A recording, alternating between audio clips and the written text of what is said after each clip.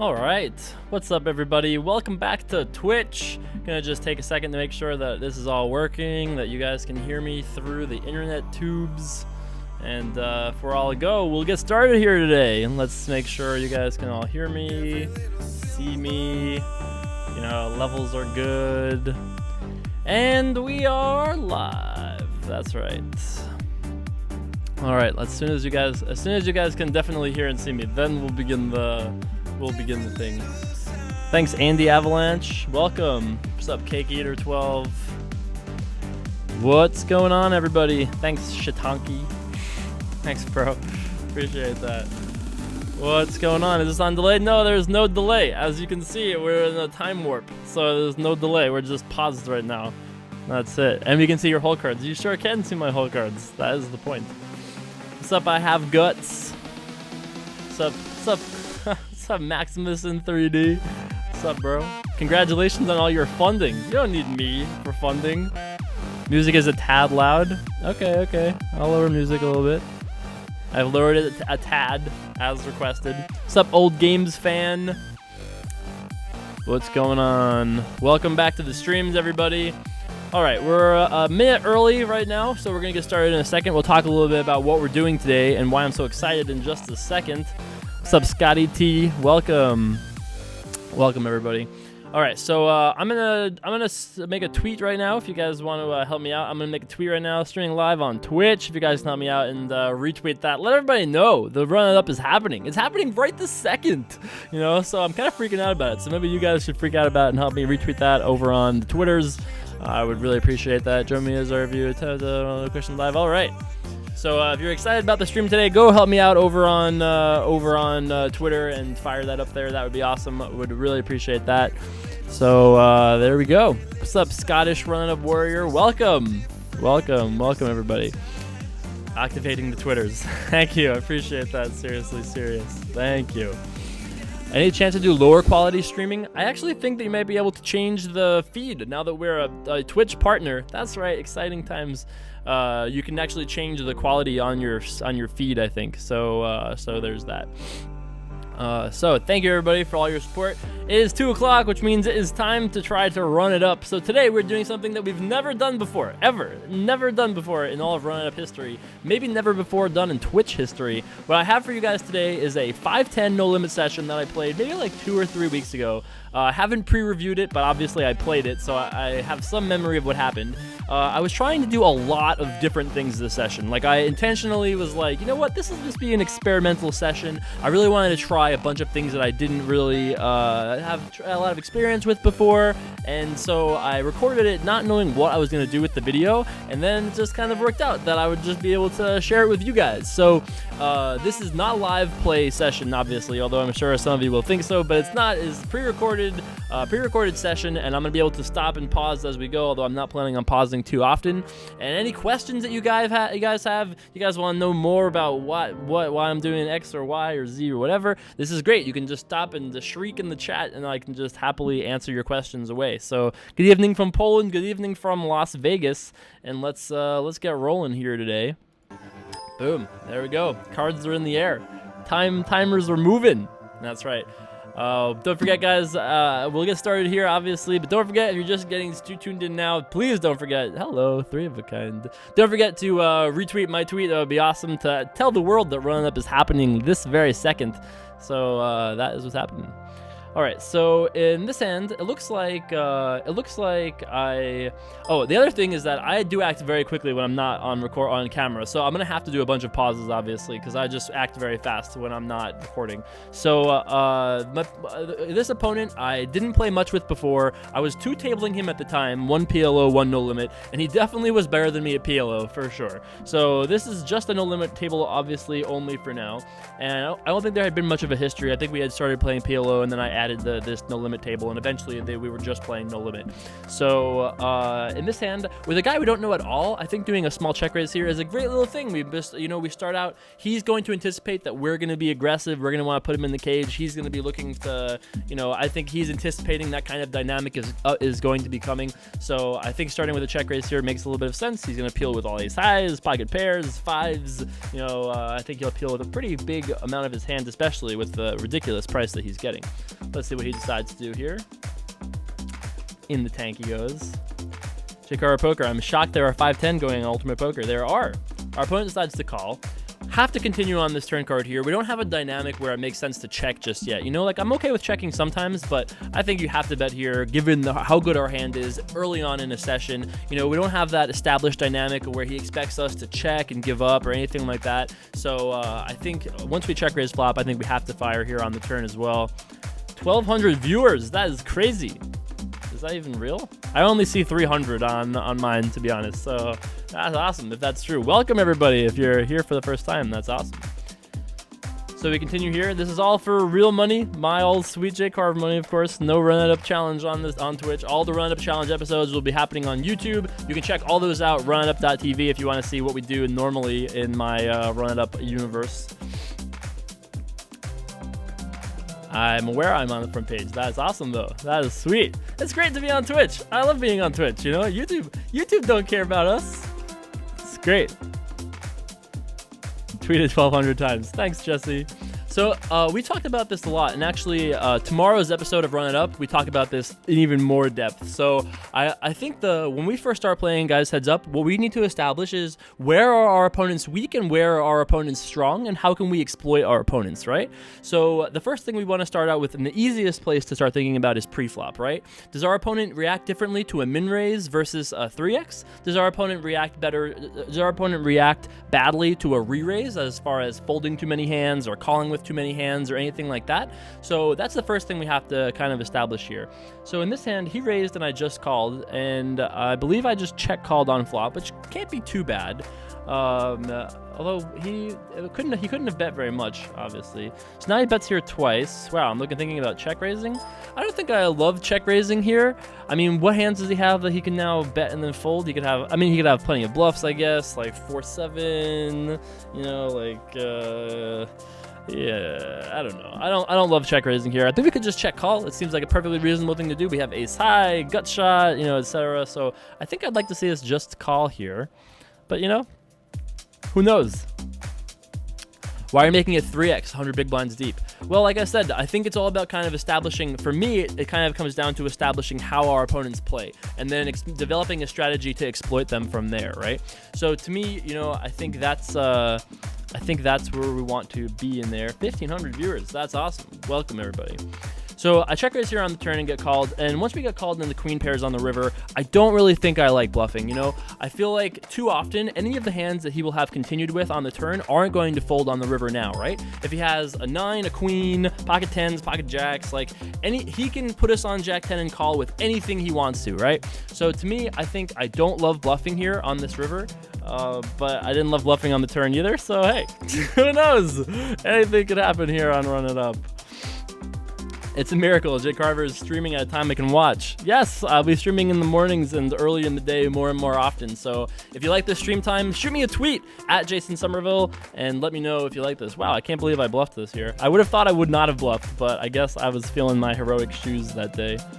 I don't love this bluff, but hopefully it works because I'd like to have money. So I guess there's that. I mean, I don't think he folds. Okay, yeah. I have, like I said earlier in this video, I haven't yet. There's no chance he folds a queen, right? I'm not trying to get him to fold a queen. I was really only hoping he would fold like a hand that needed a little bit more convincing, but I don't like that bluff at all. So I had to reload. I'm stuck 300 more. It's okay, but I just don't think I'm super in love with that bluff. In this hand, we raised to 3x on the button and got called by this fella. Flopped 3 of a kind, which is always nice. I decided to start here with a check back. Very, very tricky. So, traditionally, obviously, once you raise pre-flop, you'll want to continue with the bet on the flop very often. But in this particular instance, I decided that we do something a little bit tricky. We just lost that last pot. I kind of felt that if we checked back, we would induce some aggression from him. And obviously, that's exactly what we're looking for when we have 3 of a kind. So having checked back on flop, I like the idea of raising on the turn here. I feel like he can't really continue without having like a king or queen 10 or clubs or something like that. But I think we have to raise here. It's such a cool play. We check back and then we raise. You know, he'll never see it coming. That's right. Like a boomerang out of left field. That's right. We need to add boomerangs to our run-it-up set, I think, perhaps. Do you think that after his last bluff, you could get some heavy value out of this hand? Absolutely. It's always great when you show down a bluff because you go, well, hopefully I'll have it so I can charge him a little bit in the future. Now, ace on the river is kind of scary. You know, we don't have the nuts by any means. Queen 10 beats us, but queen 10 won't check raise. Queen 10 will probably just check call given that the board is paired. And we could just have kings or jacks, right? They could have 4 of a kind or a full house. So that being said, I think we have to start here with the bet if he has king, queen, ace, X of clubs, ace, queen, ace 10. Although I think ace, queen, and ace 10 might have re-raised pre-flop. Everything else makes sense. He could just have ace 4 of clubs. He could have king, queen, and at least be in a decision. But I don't want to bet too much, though, because I think if we bet like 300, it's just too hard for him to call. So I think we have to get in the range of like 180, maybe like 220 at a high point, something like that. Let's see what old Jay Carver wants to do. 220, 240, 240 seems like a lot. 250 seems like too much. I think I bet a little too much here. Like, I don't know if I just thought he was stronger in the moment, but I don't think I love that bet. Like, think about this, right? Let's have a thought experiment to all you guys out there that are trying to get better at poker, right? So the thought experiment is, let's say that there's $300 on the river, which there is, and let's say we bet $10. What are the hands he's calling us with? What are the hands he's calling us with? That's right, everything! Yes, that's right. If we bet $10 on the river into 300, he's going to call us with basically anything out of curiosity, right? And let's take the other side of the spectrum. What if we just went all in? We just said, F it all to heck. I'm all in. If we said that, what's going to happen there? He's only going to call us with hands that are probably better than us, right? So somewhere in between is the right number, where he can call us with all the hands that beat us, or a majority of the hands that beat us, and we don't drive out, you know, all those value hands that we have to get paid by. So I think 250 is a little bit on the too big side, but, you know, not like disastrously so. If you guys have any questions, I am watching this chat right here, so you can obviously fire right away at me, and I'll try my best to answer any questions you guys have. Against the 2.5x raise on the button, I think I could defend this hand if I want to. You have to call 15 to win 35. Why the heck not? Let's see 3-dealer. Pretty good 3 for us, all things considered. I decided to lead here. Now, remember, I had started out the session by saying that I wanted to do things that were a little bit different this session. I really wanted to try some things that I didn't do as standard, and one of those are these little small leads. And I really tried, and I've been trying recently to implement these small bets into my general strategy, and I've had a lot of success with them, especially in PLO. So I wasn't sure how he'd react to this, but I really didn't care. Either he folds and I win $70, which is sweet, or he calls and we have a pair and an open-ender, which is also sweet. So I felt like we really couldn't lose this hand, which is why I like starting out with a $20 bet here. Jason, any word on getting David Williams on Run It Up? I would love to. That's another one. You can tweet at DW Poker and say, hey, DW, come on, Run It Up. I'd love to have him. We could do Magic, we could do poker, a little bit of A, a little bit of B. I'm in for sure. So let's make that happen. So now that we've turned a brick, dip it a lot. So my plan was, I go over the raise button? I don't think I raised this here. But my plan was not to check fold. My plan was to check call and go from there. So I don't see why that would change. Even though he did bet close to the pot, I still think that the correct play is probably going to be to peel one more time, go to the river, and see what happens from there. We can win on sometimes when we don't improve. Like, we could try to bluff on diamonds, you know, we could try to bluff on some cards, but we have the best hand sometimes with just a pair of sevens. He could just have like king 10, diamonds himself, you know, queen 10. There are plenty of hands he could have that we're beating on the turn.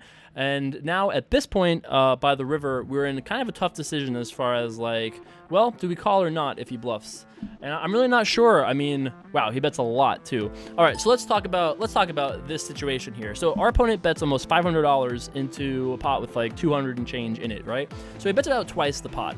Now, I don't think that we had a history where this had happened before. Like, I don't believe this had happened at any point before. So like, we have no dynamic where like, oh, I've seen him overbet 20 times and he never has it. Like, that's not happened. So we're pretty much in a straight up vacuum here. And I think that our hand is just too bad to call, right?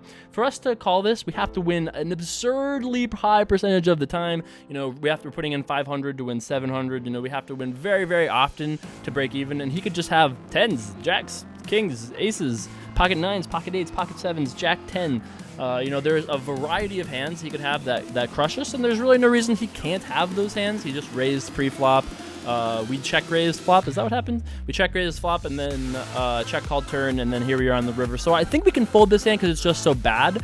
But it's an interesting thing to be aware of, and we're gonna really, really, really want to remember this hand when we come back to other decisions against this guy later, because this is reflective of somebody's thought process that he, for whatever reason, is now on this river and is like, I think 480 is the right choice here. So we're really going to want to think about this. I agree with my fold. I think that would have been a little too heroic, even for us over here. So if you've been enjoying today's show, by the way, guys, please don't forget to follow me here below. You also can subscribe to me now here on Twitch. How cool is that? So if you enjoy this stuff and you want to either learn more about poker or just kind of have fun, watch me gamble it up, you can subscribe here on Twitch. That would be awesome. I would really appreciate that. Oh, sorry, it was a bit of a weird bug there. So what happened in this hand, he called out of the big blind. I bet 20 into 60 on the flop. So again, like a third pot, not something I always do, but I've been trying to do it more often. Turn was an ace, and he decides to bet out. So the question is, what do we do to this? Now, this opponent, I think, is a very thinking opponent, right? He's really put thought into every decision that he's trying to make. He's really trying I feel like he's trying to beat us, which is great. So if that's the case, what kind of hands does he have that check call, flop, and then bet out for not much more on the turn? I think he has hands that are like, once in a while he has flushes, once in a while he has full houses, but, come on, that's hard to have full house. And we would have heard from ace-10 pre-flop, perhaps. We would have heard from ace-4 suited, perhaps pre-flop as well. Pocket 10s we would have heard about from probably pre-flop with the raise. Not always, but of course sometimes. So I think he has enough worse aces, hands like king-queen with the king of spades, just like gut shots and flush draws, that I think I like raising here. Let's see what old Jake Carver wants to do. Ah, yeah. Mousing over the raise button. That's right. That's right. Can you do a poker tutorial one day? I'd love to watch it, but never played it. I would be down to do a poker tutorial. That's what this is now, kind of, sort of. It's like a high-stakes poker tutorial. Sort of, kind of. Eight of spades on the river does not seem like the best of things. I check back pretty quickly because I think there's not much chance he's going to call us with worst. We obviously don't. I don't think he's ever folding a flush. And so I think I like the check back there. I think it's a pot control bet. When he bets out $25 into 100 on the turn, it's definitely possible that he's just trying to pot control. Nice little re-raise here. So this is part of my let's find out what our opponent is going to do to re-raises regime. So, we've talked about trying to figure out like what our opponents are weak to, what our opponents are strong, react well to. And I think with the re-raise there, that's the way we find that out. I don't think it's a great re-raise, not a re-raise I always go to, but we got it done with a 3 high, which is always nice. Pretty sweet flop for us here, top 2 pair. Gonna start with the bet because I don't see why not. We're gonna get called by queens and jacks and straight draws and flush draws and single pairs and ace highs, and the list just goes on. Not this time though, I'm afraid. I was also excited. How long are you streaming for? I'm gonna stream this entire session. So if you guys are looking to, learn some tricks of the trade or just hang out and, have yourself a good time with me here, we'll be probably doing this whole video, which I think goes on. I don't want to spoil it actually, but we've got a healthy amount of poker to talk about today, boys. So stay tuned to that. If you've enjoyed today's show, please don't forget to subscribe and to follow me here on Twitch. I'll be doing all sorts of poker things. I'm going to play some live poker. We'll have delayed poker, no delayed poker, PLO, guests, more kind of cool reviews like this. I'd love to review some of your guys' sessions as well. So that'll happen down the line. Probably not going to win this pot, is my guess. I just raised pre and then made a bet on the flop, and then he raised, and then that's the end of that. You're playing against real people? Yep, this is real. This is real money poker. That is true. It's not that. It's not like an old hand history. It's a little bit older, but it's only like maybe like 3 weeks old, maybe a month at farthest. So you can see I try to get this guy to come play PLO with us as well because I was getting pounded at PLO. So I was like, come on, buddy, come on over. He didn't. I just kept losing to him. All right, on to the next hand here. I'm not sure what's up with these little time jumps, but okay. Raised it up in the small blind. We can definitely defend with hands like 4 deuce suited in the big blind. Not something that we always have to do, but I think we can defend it profitably. We're going to call here on the flop. I actually don't even mind raising on the flop here. You know, he's going to just have hands that will just fold. Like, he'll have 10-9, Queen-Jack, Queen-6. Like, there are plenty of hands that he could raise that might then fold to a small raise on the flop. So I don't hate calling, given that we have a backdoor flush draw, a gut shot to a 5. You know, any 5 makes us a straight. And, you know, maybe we probably could just win the pot. Sometimes I'm like, the turn is a jack. What if he has nothing? He just check folds, which would be sweet. So I think that might happen too. But I actually think I like a small raise. Oh, we're in sync. That's right. Put on the Justin Timberlake tunes right now.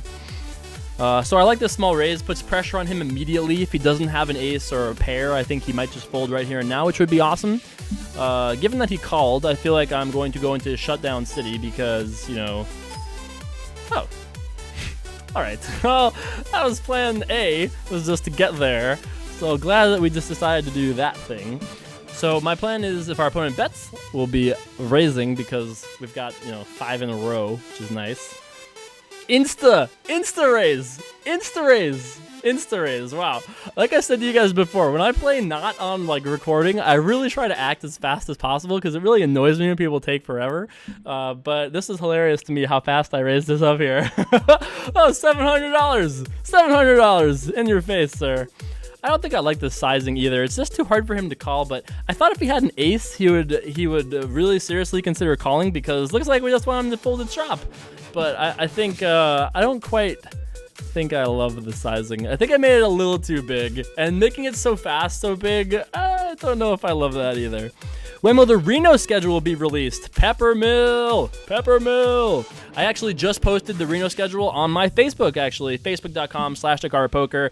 If you guys aren't familiar, we're doing an awesome event in Reno starting October 17th, going to October 26th. There's going to be seminars, hangouts, poker tournaments, all sorts of fun and games. So if that sounds cool to you, you can come down to Reno. Lots of ways you can win your rooms for free. There'll be information on that after the stream is over. You can go check out that schedule, facebook.com/DakaraPoker right now. Change the chat to slow mode. I could if we wanted to. All right, ace king here on the button. Gonna start out with a raise. This time I decided to raise the pot, which again is just like, I'm just trying to like click buttons, level people, try different things, you know.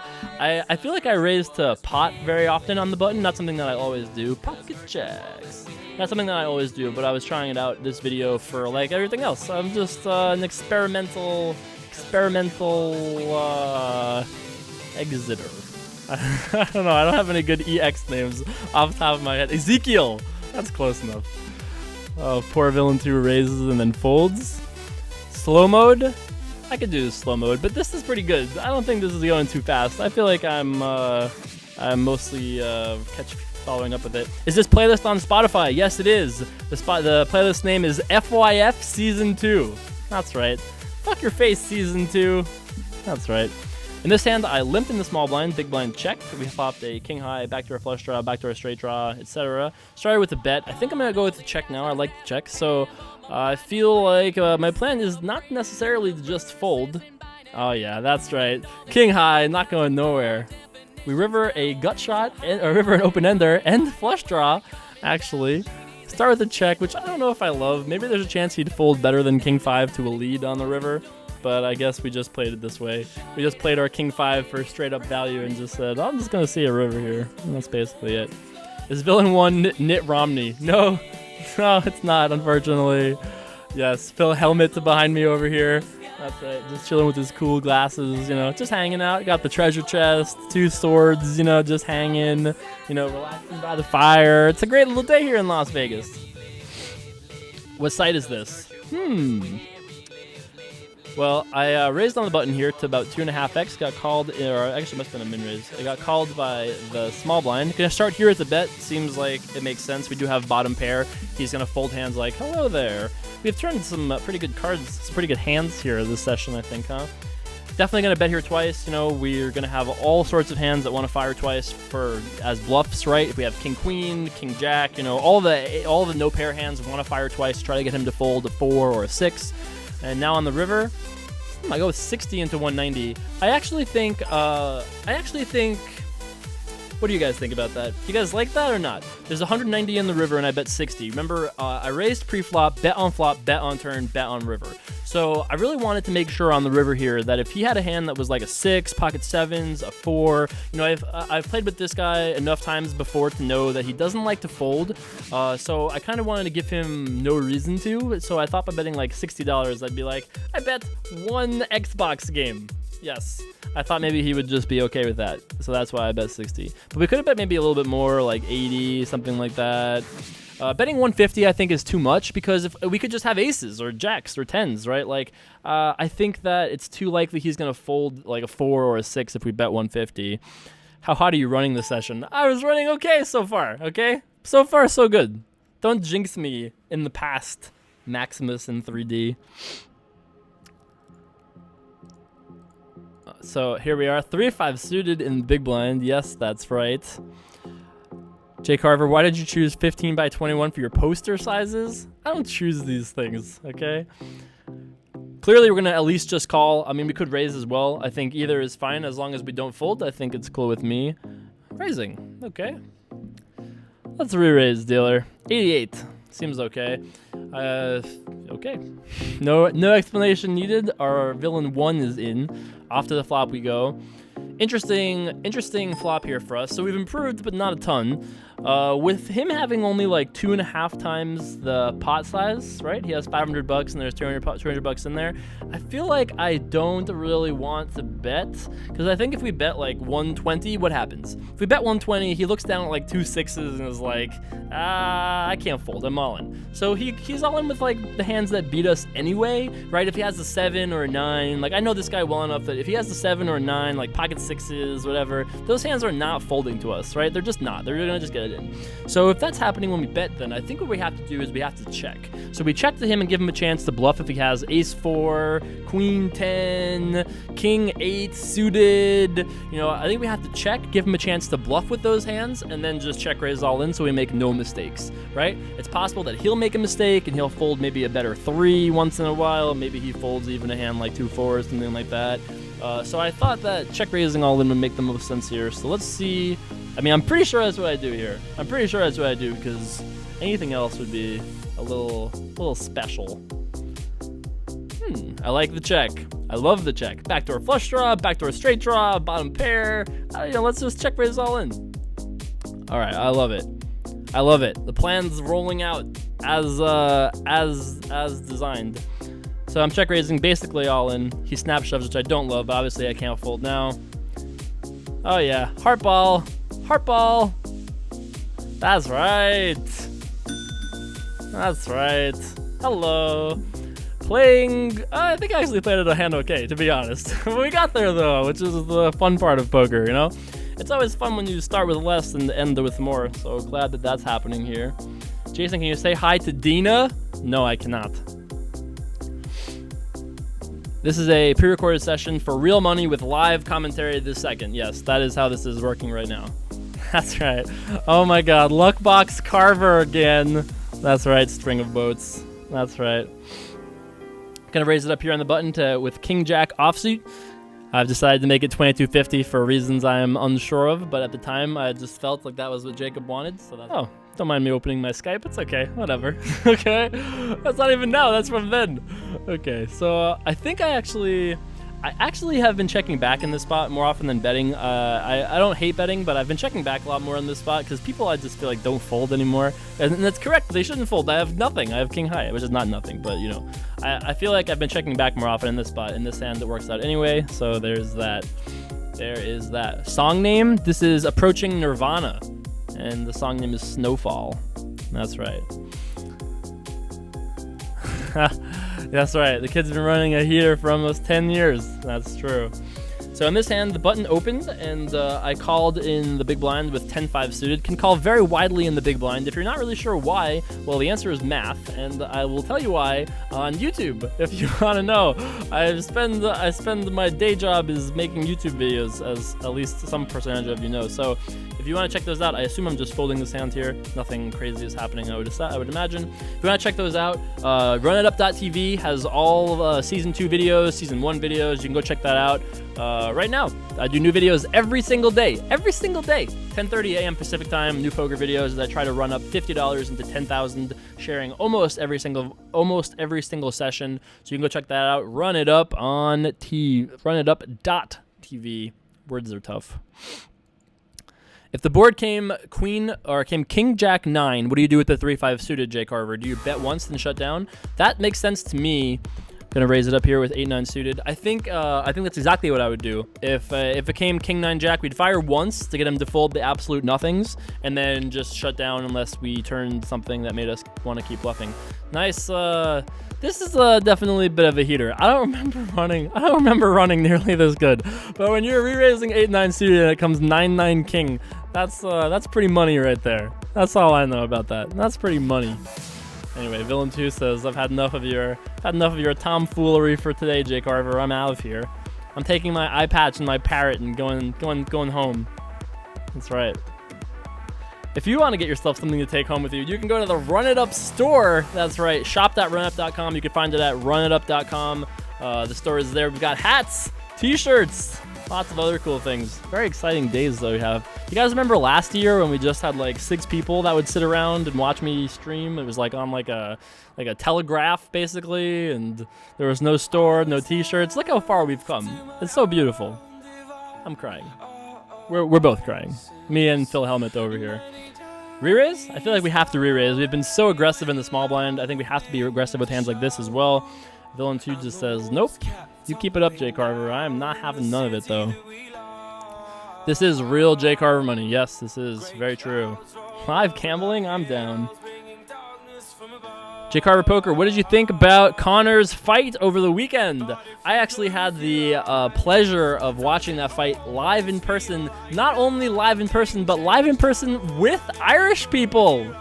With Irishmen. It was great. It was great. I can't do an impression of an Irish impression because it would just do it injustice. It would be terrible. But let me just say, it was so awesome. I had a guy in my row with an enormous flag. Guy behind me dressed to the nines like Conor McGregor.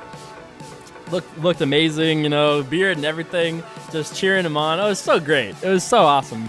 Plus, I had a bet. On Connor within a round and a half. So I had under 1.5 rounds and Connor.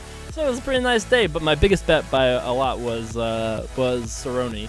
So I had the Cowboy, who is such a beast, by the way. Now I have become such a big Cowboy fan lately. He's fought 5 times in the last year. The guy is absolutely like. I mean, how you can't at least appreciate what he does it seems impossible to me. He is an amazingly tough person, can be dangerous with every part of his body is dangerous. I mean, come on, that's great. In this hand, I've decided to be dangerous myself with a little bit of a flop check raise. All right. You know, I don't always check raise this flop here. When you just have like ace high and queen jack 5 boards, you can't just go too nuts, just check raising too wildly. But I think in this case, it's okay to put some pressure on. Like, I felt like I was winning. I had momentum. I had initiative. Like, I felt that my opponent would probably not be super peely. But I think we just kind of also happened to hit a spot that he probably didn't have anything in that case. This is for real money. When you play some live games, I would love to play some live games. I feel like we could. The next stream that I have scheduled. Oh, hi there. The next stream that I have scheduled is Sunday at 3 p.m. But I'm gonna do more unscheduled streams where I just like hang out and play if that's what you guys want. That's what I want to do too. So if you guys want to see more of that, let me know in the chat here, and obviously let me know on Twitter as well. Twitter.com/Jason Somerville. That's right, it's on the board. That's how you know. Check raise, all in? I have 2 pair. What do you have? Nice. This big fella is going to be worn out by the time the session is over if we keep this up over here. Just vacuuming up all the chips. Yes, that's right. Yes, that's right. Yes, that's right. Probably just folding this 4-7 offsuit on the button. That's right. What's up, Warrior Joey C? What's up? What's up? Jay Carver, stream a home game. I'd love to stream a home game. We're going to be posting about it later, or it's actually on the forums right now, but I haven't officially posted it. But as of today, October 1st, I'm a free man. We're officially in pirate ship waters, by the way. So pro badge no more. So now we can do whatever the heck we like at all times. So if you guys want to see guests that you've never seen before that could never come on because we were on Ultimate, now that we're Team Switzerland, we can do whatever you guys want. So you want to see Phil Locke, Daniel Negreanu, Phil Ivey even, who knows? You can just tweet them, tag me, hashtag run it up, and I'll do the rest. That's all I got to do. Logo on the front, logo on the back, tough decisions. I'm kind of a logo on the back kind of guy myself, except for the fact that you guys would never know if I was wearing it, so I picked the one on the front. But you know, life is tough, all about decisions. Does that include him playing other sites? It sure does. I'm a free bird. I have to make an income, you know. I got a family to feed. I got to run it up family to feed. Looks like I have 3,300 people that I have to feed. I made 3 of a kind a heck of a lot this session, it seems. I had no memory of that happening, but it looks like I have at least flopped pretty well. So I think we should check raise. I feel like with the history of aggression we have against this player. Okay, old J Carver says, get out of here. Get out of here with your nitty flop check raise. Let's just check call. Let's just check call and give him some rope. Well, it looks like stupid old J Carver was wrong about his plan there, because I would have made more money than him by check raising flop, I think. And now here we are trying to bet another Xbox game on the river. When I started playing poker, I always thought bet sizing in terms of items. You know, like obviously at first it was more like pizzas and cheeseburgers, but then it gets to like Xbox games, and then it gets to Xboxes, and then it gets to like nice computers, like shitty cars, and then nice cars, and then nice houses, and then like, you know, then after that it's all just crazy talk. That's CRAZTAWK. Crazy talk. That's right. That's gonna be if Run It Up doesn't work out, I'm gonna start my own talk show called Crazy Talk. Just just like that. Hope you guys tune in. Thank you very much for your support. Hey, who's excited about Survivor tonight, by the way? I'm very excited about Survivor tonight. I'm going to be live tweeting Survivor starting at 5 p.m. Pacific time, 8 p.m. Eastern time. Maybe I'll have some cool statistical analysis and insights to share. Probably not, but I'll be watching it and tweeting nonetheless, so you can go check that out if you want. Once again, on Twitters. What's the music you're playing? I'm playing Dangerous by Big Data. This is the Matt Salzberg theme song, I believe is what this is here. I'm only watching Survivor because you think it's cool. Real talk. That's awesome. That's cool with me. I'm fine with that, you know, whatever. Deuce is here in the big blind. We would have called. I actually think we could arguably re-raise against him, and it would be okay. If he shoves, it's like, whatever, we just get it in. If he wants to call, okay, whatever. You know, so we could have re-raised, but I guess in this case, we didn't. J. Carver, how do you get the New York feed? Through the internets. That's right. You can do things like Slingbox. You know, this is sign language for Slingbox, by the way. So you can do that. That's cool. Is this real money? Yes. Wouldn't it be something if I was streaming for play money and still had this many people watching? That would be cool. Maybe that'll be the number of viewers we'll get for our hit TV show Crazy Talk. Welcome everybody to Crazy Talk. Today on the show. I think we'd have to bring Phil Helmut to Crazy Talk, because I mean, you know, that would definitely set the tone at crazy correctly, right? How many hours a day do you play? Well, when I was a professional poker player in my younger days, then I would play a lot more often and many hours, like 12, 16 hours a day, no big deal. But in the last few years, as I've transitioned into becoming more of a I don't know what exactly I am, but as I've transitioned out from that, I mostly focus my play on, you know, what I'm recording that day. So if you go look at my YouTube channel, which you can find at runitup.tv, You can see all the videos there. I post 30-minute videos for poker stuff every single day. During Season 2, we started September 1st, and we are going to continue through October 20th or so. So 50 episodes of hot Season 2 action coming to you on the YouTubes. RunItUp.tv. If you've never seen them before, check them out. They're meant for anybody to watch and enjoy. You know, it's the same set here. You know them well, you know and love. The treasure chest, the delicious gold chocolate coins ready to go. All those things, that's right.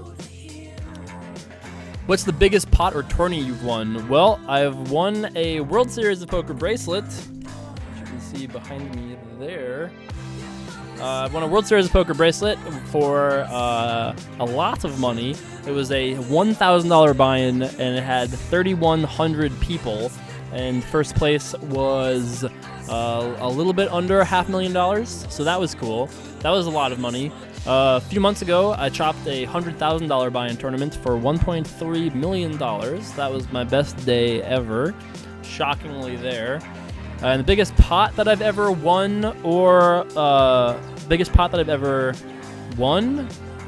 the biggest pot I've ever won is like 50K, not any bigger. I'm sure I've lost pots bigger than I've won. That's always how it works, though. There's no limit 1,000 your bread and butter. I don't really have any bread and butter for poker these days, you know? I just got some plain turkey burgers and some salad. That's basically what I have these days.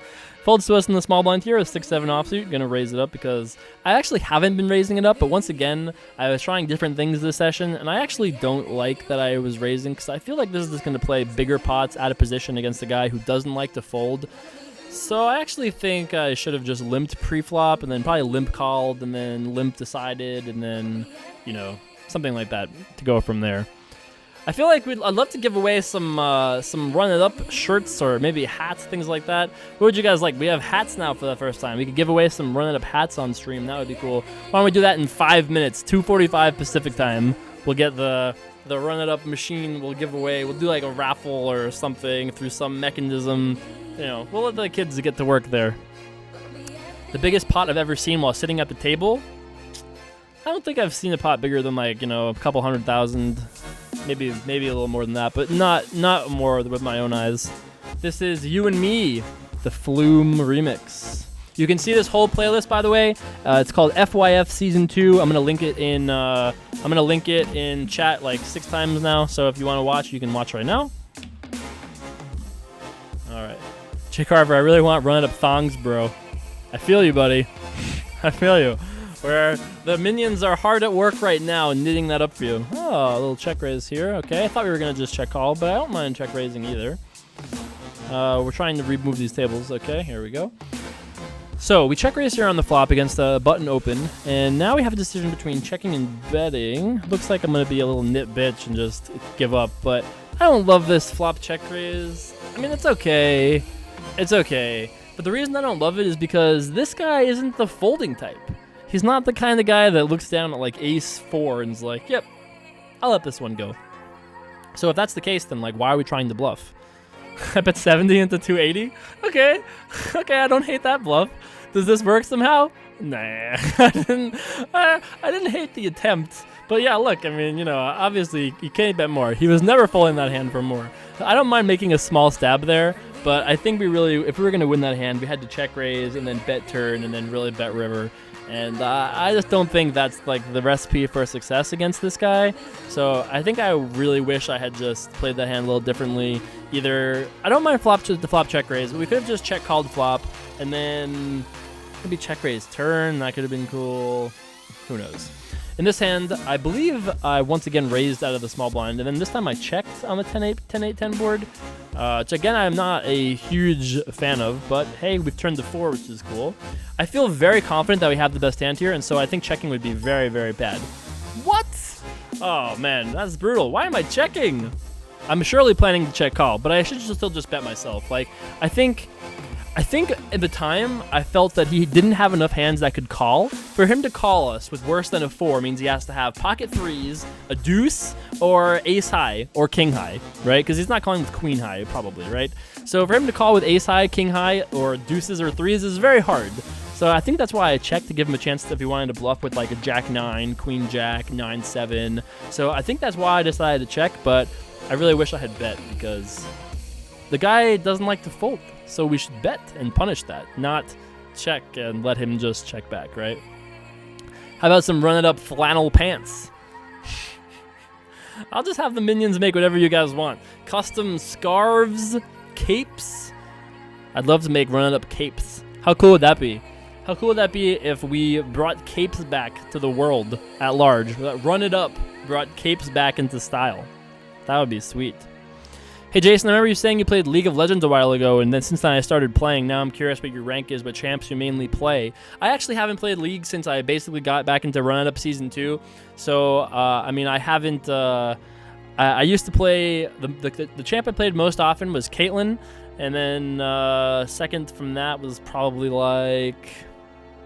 It was a big jump between Caitlyn and everybody else. Thresh, actually. I really liked playing bot lane. So, I mean, I think Thresh is the most fun champion of all of League of Legends. The plays that you can make on people with Thresh is just, like, too sweet. Like, there are too many glorious moments in Thresh play to pass up for me, you know? Too many moments where you can just punish the shit out of people, and I am a big fan of that.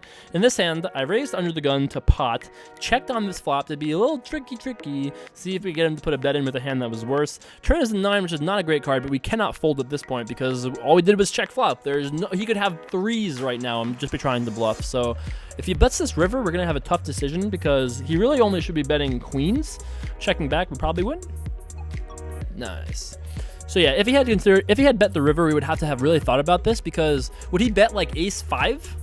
Nah. He probably only has a straight or nothing, and we can beat nothing. So it's just a matter of figuring out how much nothing he has, and then whether or not we can call or not from beyond there. My plan is to call this if this guy doesn't do anything aggressive. 3-handed is not great, but I still think we can peel. We have to call $12 to win 54. Yeah. I was like, what? Nice flop here for us. Back to our flush draw and top pair. My plan is to probably start with a check, and, you know, we could actually lead. I actually wouldn't hate that either, but okay, checking is the normal thing to do. What's up, David Negreanu?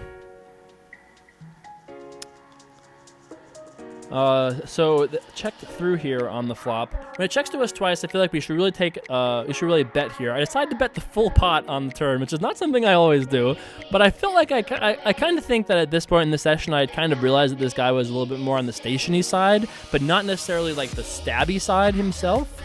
That is another poor river for us, another 4 straight board when we flop top pair. Starting with a check, same exact conversation we just had last time, except I think this is a spot that he can definitely have us beat more often.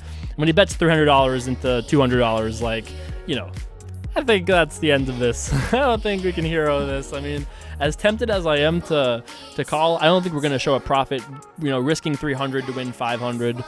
Can international people play Ultimate Poker, or is it just for Americans? You have to be in the borders of Nevada to play here on any of the Nevada online poker sites.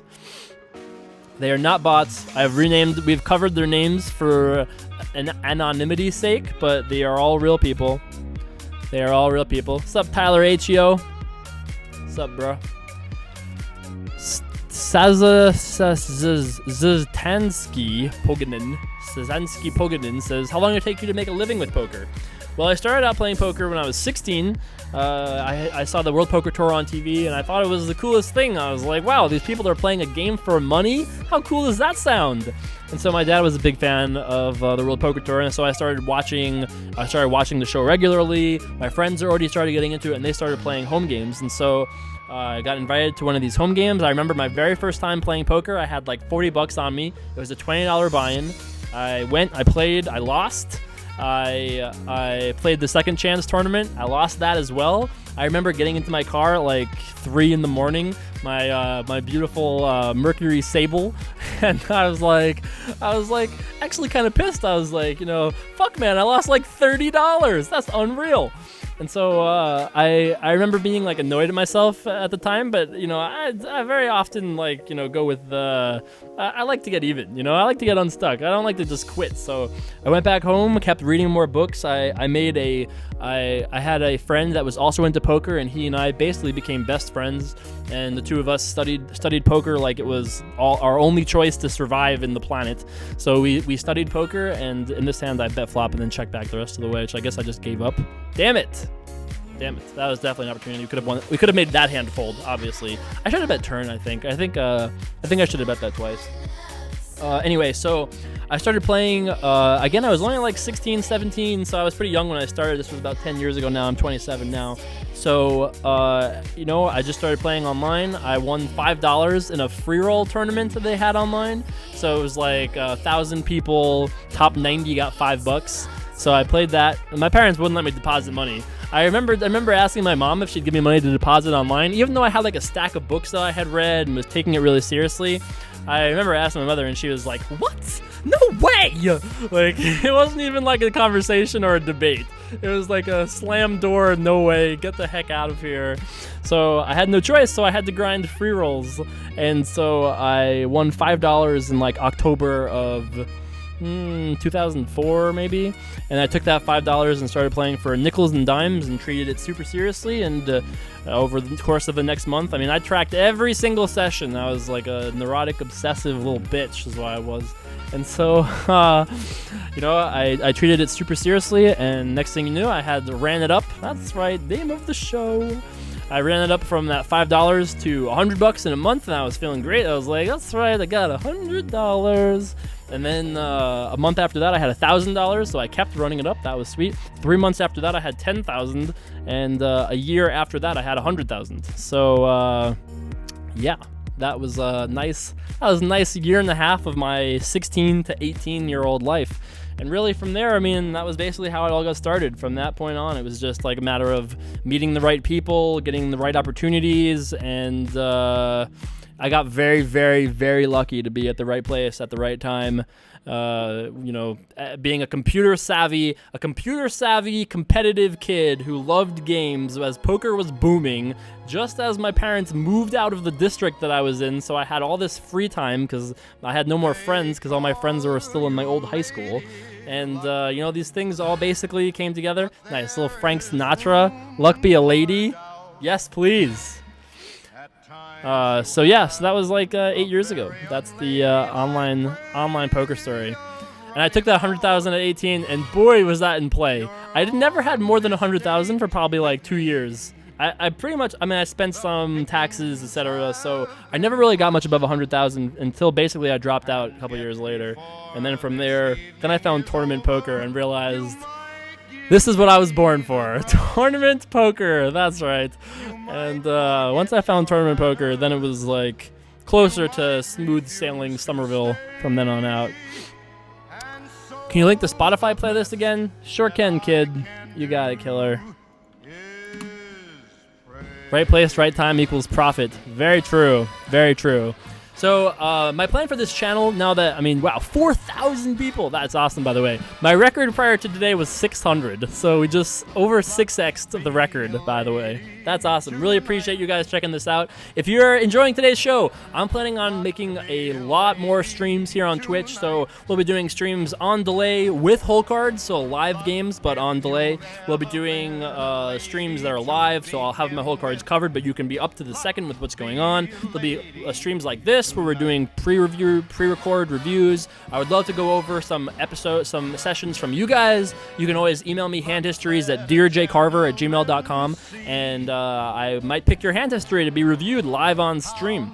So there's that. I have a ton of cool ideas, guests, and some non-quite exactly poker content like this. So I've got a ton of awesome ideas for what could be next. And so if you guys, if that sounds cool to you, please subscribe and follow me here below. That would be awesome. You also can follow me for all things Run It Up, Jason Somerville over on Twitter, and runitup.com. That's right. It's on the hat. It's on Phil Helmet over there. That's right. He's just hanging out. He's just loving life over there. He's got 2 swords now. I don't want to spoil it for you guys that haven't seen their episode yet, but that's right. 2 swords. True story. Thanks for subscribing, Total Ace Hole. Appreciate that, buddy. Welcome. J. Carter Poker, how difficult is it to make a living playing poker now after the poker boom has died off? Well, it's definitely a lot harder than it used to be. You know, if you're a European or somebody who lives in a place with online poker, it's still very viable. You know, if you live in New Jersey, Nevada, Canada, you know, any place that's not in America, really. You know, if you have access to poker, it could be good local poker, it could be casino, brick and mortar. It doesn't have to be online, but if you don't have access to poker, it's very, very hard. I mean, if you're just a guy living in Missouri right now who loves poker, but there's no casinos near you, and you know, it's tough, man. It's very hard to make like a good living playing poker. And that like little idiom that anybody who's smart enough to make a living playing poker is smart enough to make a living doing anything else is so true. So, I mean, if you don't love poker, I mean, if you don't truly have a love for the game, the lifestyle, the thrill of things, if you don't really have a love for that and a nice mental, logical platform to exist off of, you are not going to find that poker is for you, I feel. Do you like living in Las Vegas? I love living in Las Vegas. Las Vegas is awesome. I've been here now for a year and a half, and I mean, I rarely get to see much of Las Vegas, but it's always awesome. There's always cool things happening here. Being right down the street from the fights every time, I can always go to the UFC fights. Like every single time, it's literally like 5 minutes away. So yeah, it's awesome. I really like living here. We'll do a raffle for a shirt today. Don't worry. We'll get that rolling. At least I feel like it's the least we can do is give away a shirt today. That seems like the easiest thing. Have to do that at least. Am I gonna try to bluff this? Am I?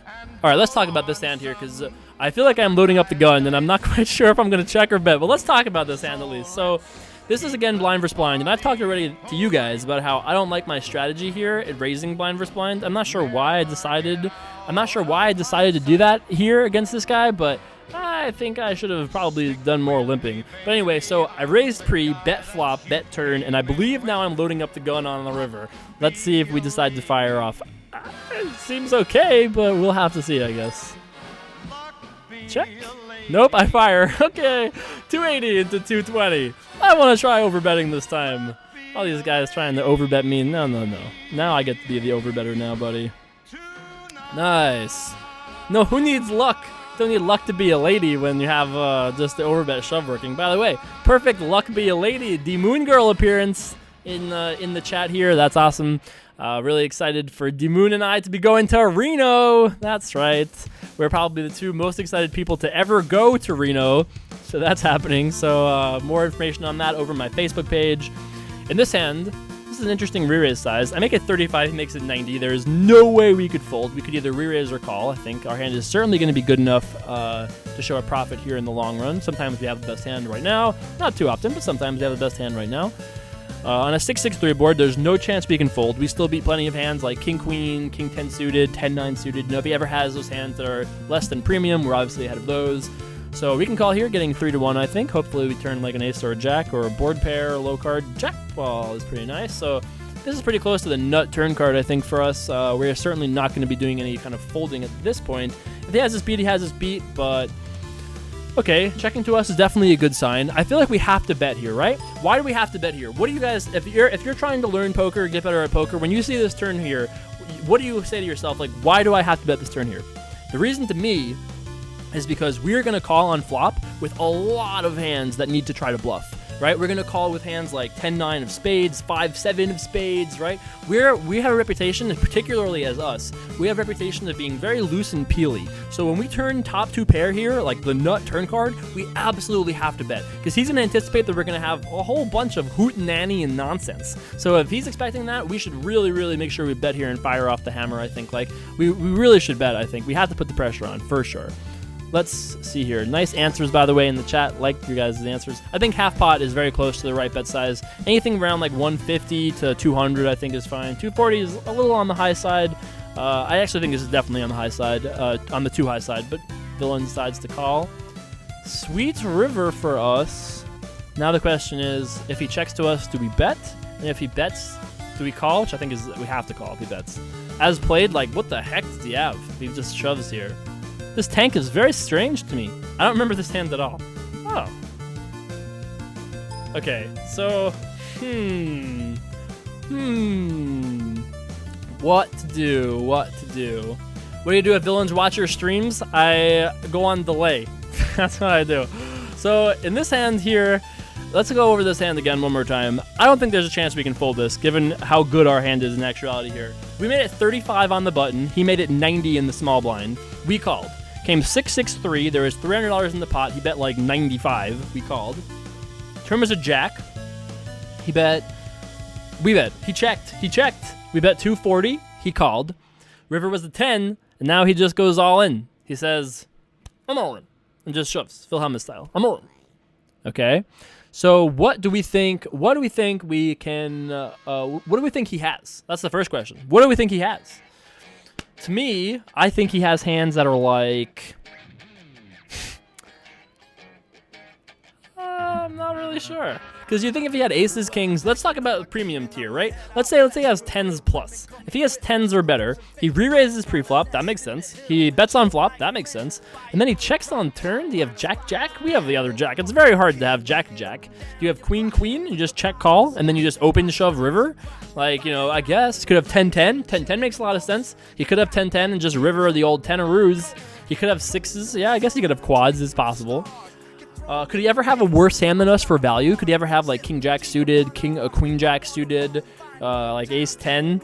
I mean, you know, it's possible. That's right, a little cowboy. That's right. That's right. What would cowboy do here? Cowboy wouldn't fold. You know what cowboy would say? Motherfucker, not today. That's what he would say, just like you said in the interview. He would just fucking call this little guy. All right, there's no way we can fold this, so I mean, we just talked about it. It just doesn't make any sense. Like, does he have aces? I have an ace. It's really a weird way to play aces, not to bet turn, to play it this way. He could have it, but it doesn't make any sense. To me, this is just very suspicious that he would take this line. And when we have to call 800 to win 1600, we don't have to be right very often to show a profit. And I think we only really lose to 10-10, jack-jack, queen-queen, king-king, and ace-ace. And those hands are hard to have, and I don't really understand why he would check turn and play it this way, so... Let's see what happens, boys. Let's see if I A, decide to call, and then B, how that works out. Oh, insta-called. Okay. Wow. That's weird.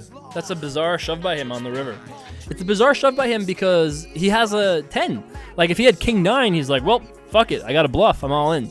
And, I mean, that's cool, obviously, if that's what he wants to do. Oh, there he goes. We vaporized him, boys. we gave him the old vaporizer treatment right there. Hello. Yeah, I don't think that's the best of shoves on the river for him. So I really think that his correct play was probably to check that hand, give us a chance to bluff if we had a hand. Like, remember, we bet turn too. So if he checks river to us, we could bluff with hands like 4-5, 5-7, any of the missed draws we have, they could bluff. You know, there are tons of different variants of things that we want to bluff with on the river, right? But when he shoves himself, basically what he lets us do is we look at our cards and we're like, do we want to call $800? Heck yeah, we do. And then that's how we get him. But when he checks to us, it gives us a chance to energize all of our nonsense. And then he can just be like, and then he gets a decision whether or not he can call us, you know, at that point. So there's that. It is real money.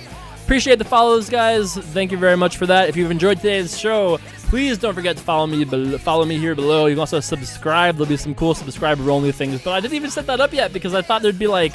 I thought we'd get like 400 people today, honestly, not 5,000. So, sorry, I wasn't ready for all that. But if you guys want to see more streams, I'm a man of the people. I'm like a water mill, and the water is your love.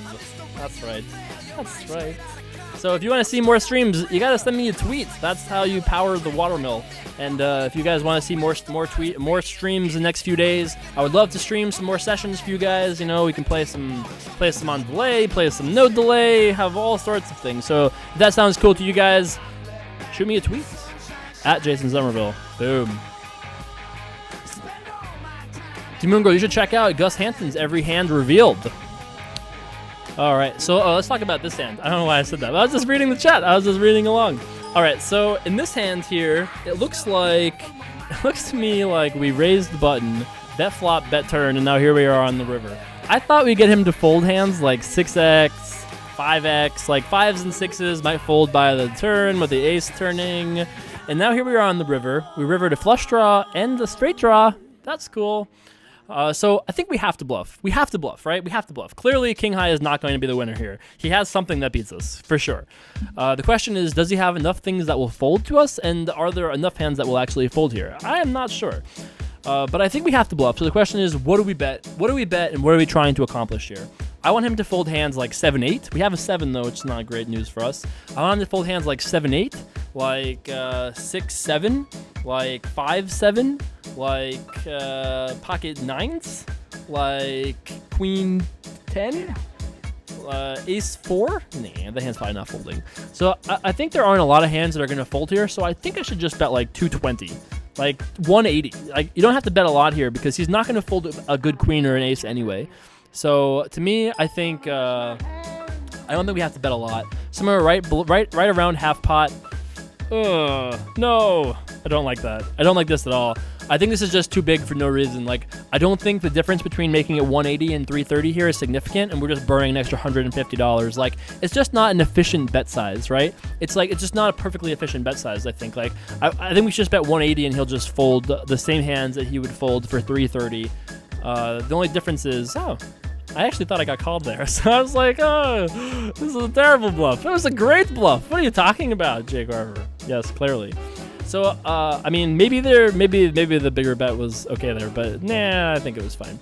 Aren't you afraid of stream snipers? It's hard to stream snipe through time. It's true. This track is sweet. That's right. Wash my hands.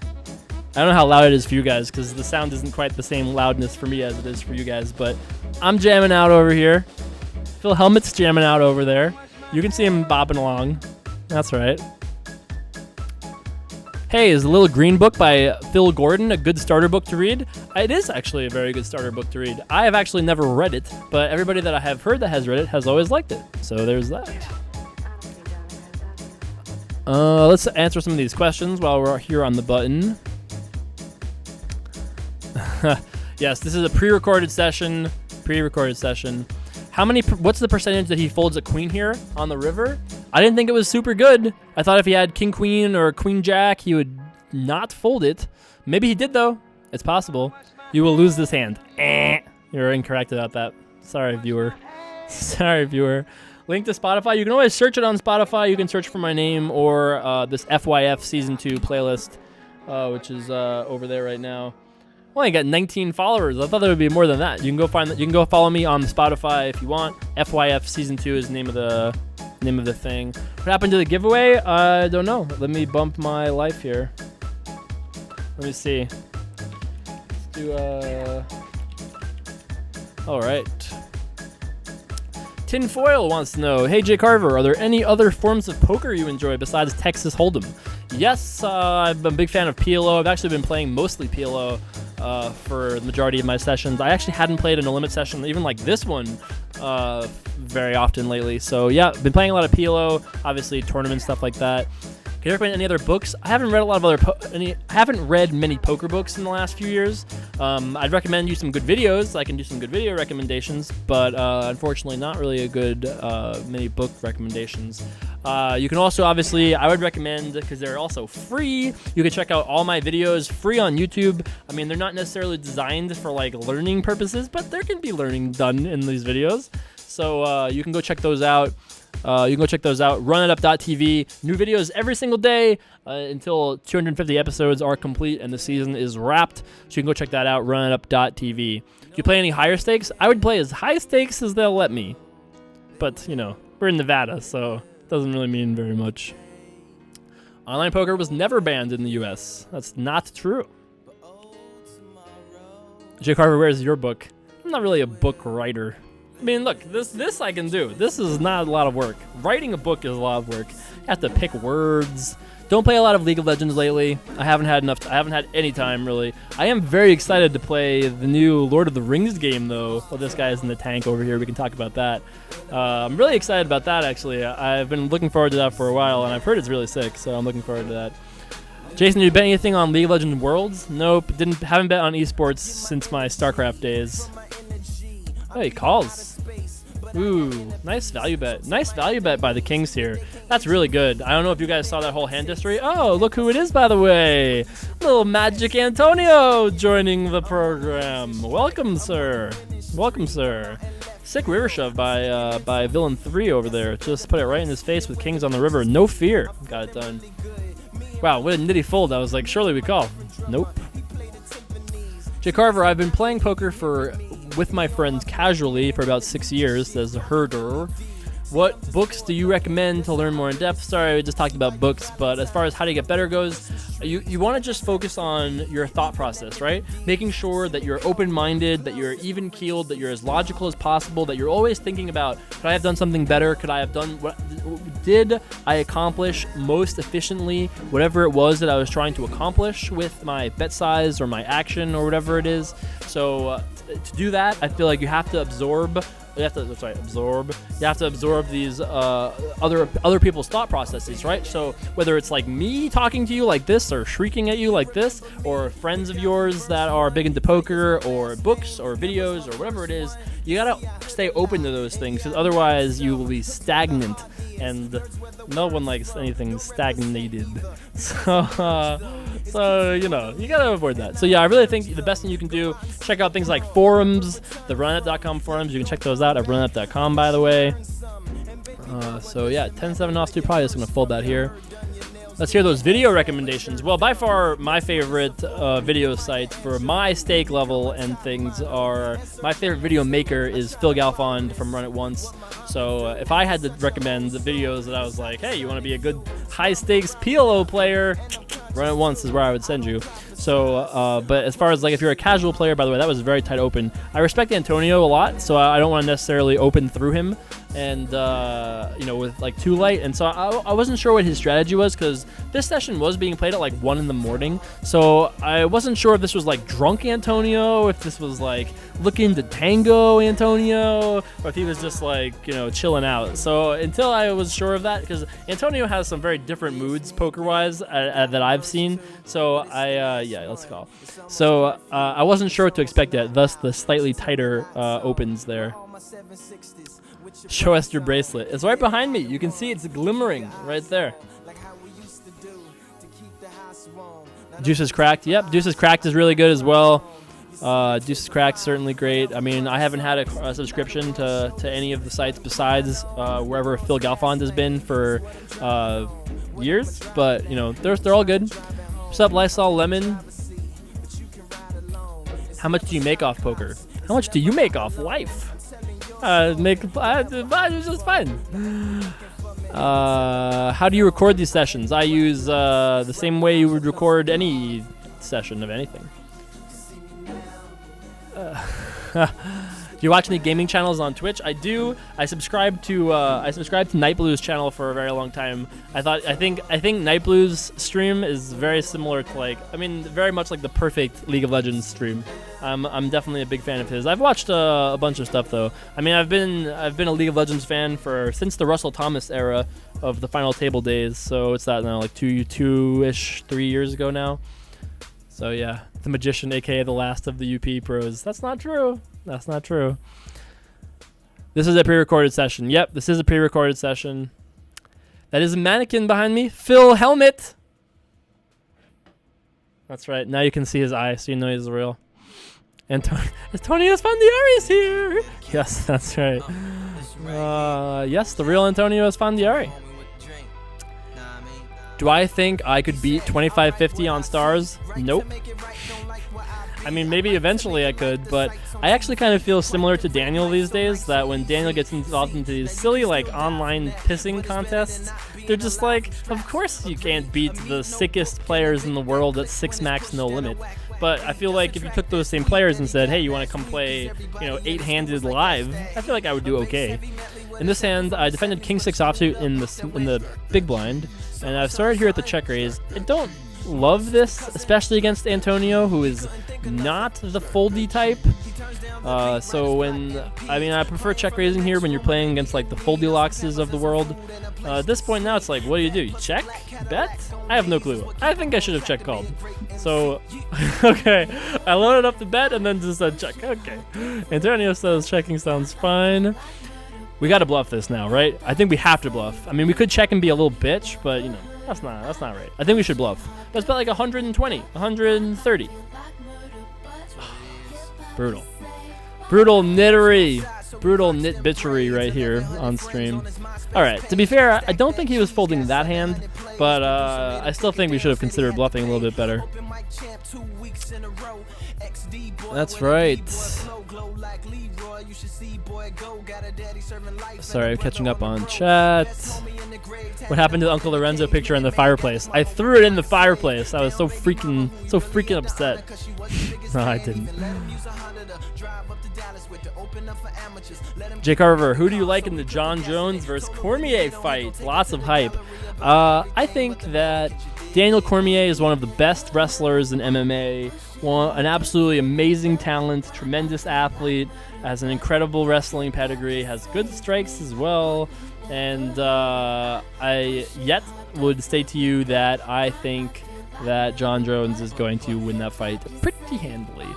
You know, I mean, I think Cormier is just like the second prettiest rose in the bouquet at light heavyweight. Like, I just think, like, as great of an athlete as Daniel Cormier is, I don't see how he can defeat John Jones, right? How does he deal with John Jones's wrestling? How does he deal with John Jones's striking? How does he deal with the reach? How does he deal with, you know, the diversity of strikes? Like, I can't wait for the fight because I hope that it's a good one, and I actually hope that DC wins, but I don't think that will be very likely. Wow, we're just flopping trips left and right today. It's just like pew, pew. Everywhere left and right, just three of a kind. Hello.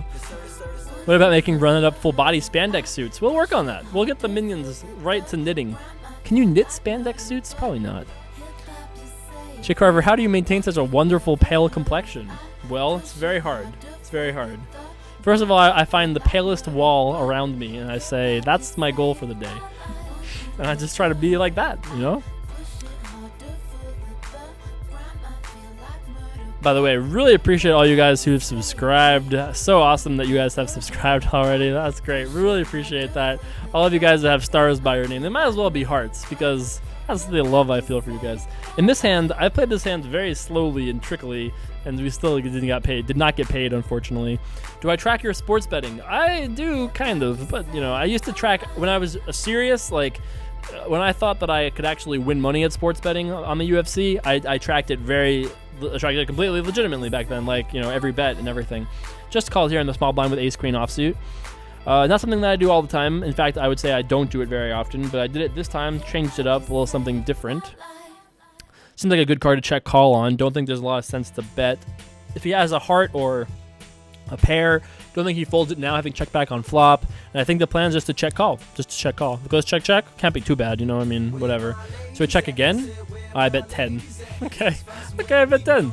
Maybe he calls us with worse. You know, this is what I was talking about before. If you do the full spectrum of all in to min bet, what can he call you with? I just bet the minimum.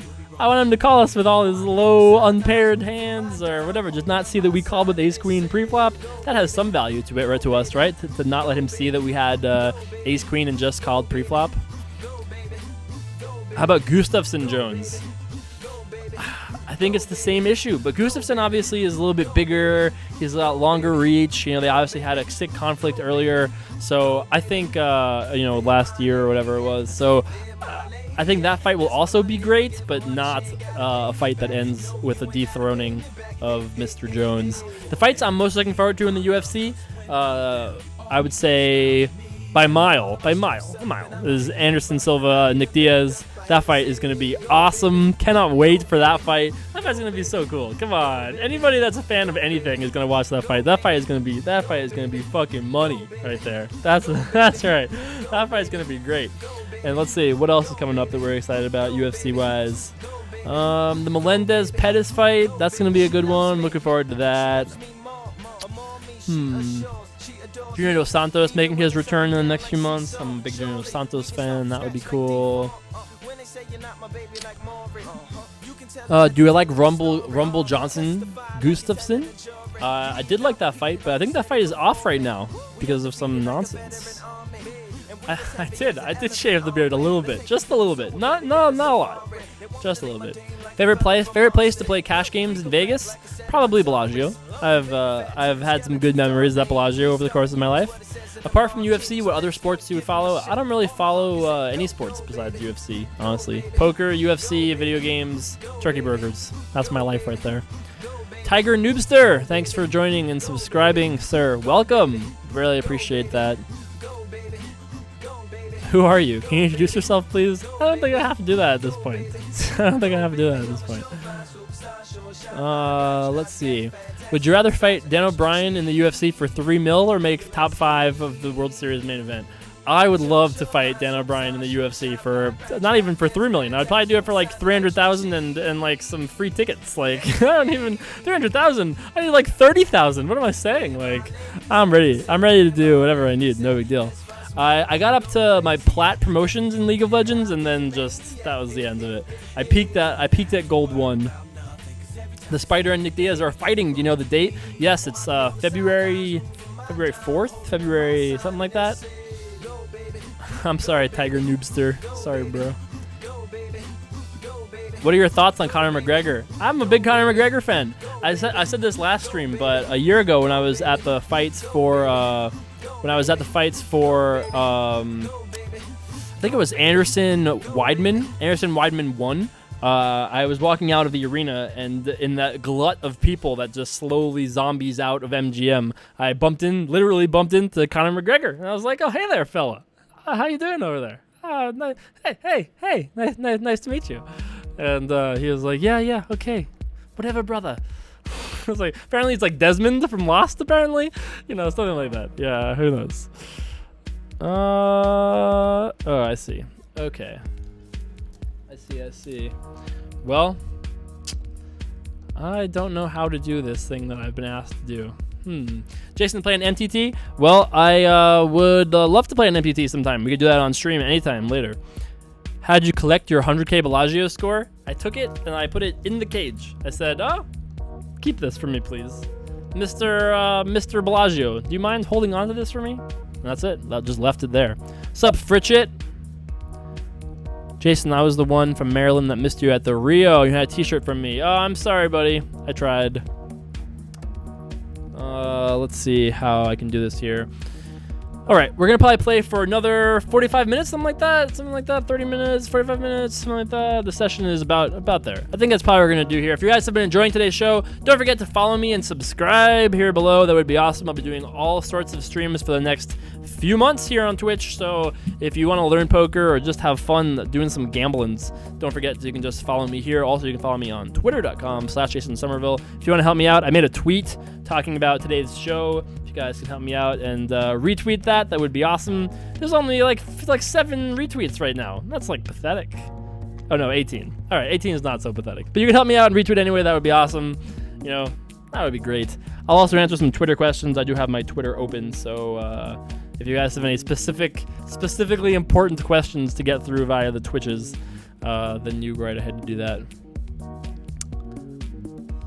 What is the biggest straddled pot you've ever been involved in, and how did the pot go? It's a great question. So the biggest straddled pot that I was ever a part of was not a hold'em hand. Okay, so if you guys aren't familiar with Pineapple, Pineapple is you start with 3 cards, and it's like hold'em, but because you discard a card either before the flop or after the flop betting is completed, depending on the variant. Now, I don't remember what variant it was. I think it was the variant that you discarded after the flop action. So, if I recall correctly, oh, hi there. 6, 7, nice. So what happened in that hand was we were playing 100, 200, and then it was straddled to 400, 800, 1600. Yes. Oh, hi there. Oh, let's raise so badly. Oh, just a small raise. Just a little bit of a raise. Sweet Antonio money, please. Don't fold Antonio. All right, I like it. Perfect size, I think, is very good. Let's see if we can't get Antonio to stick around here. If he has anything decent, he can't fold. Anything, all right, unfortunately not.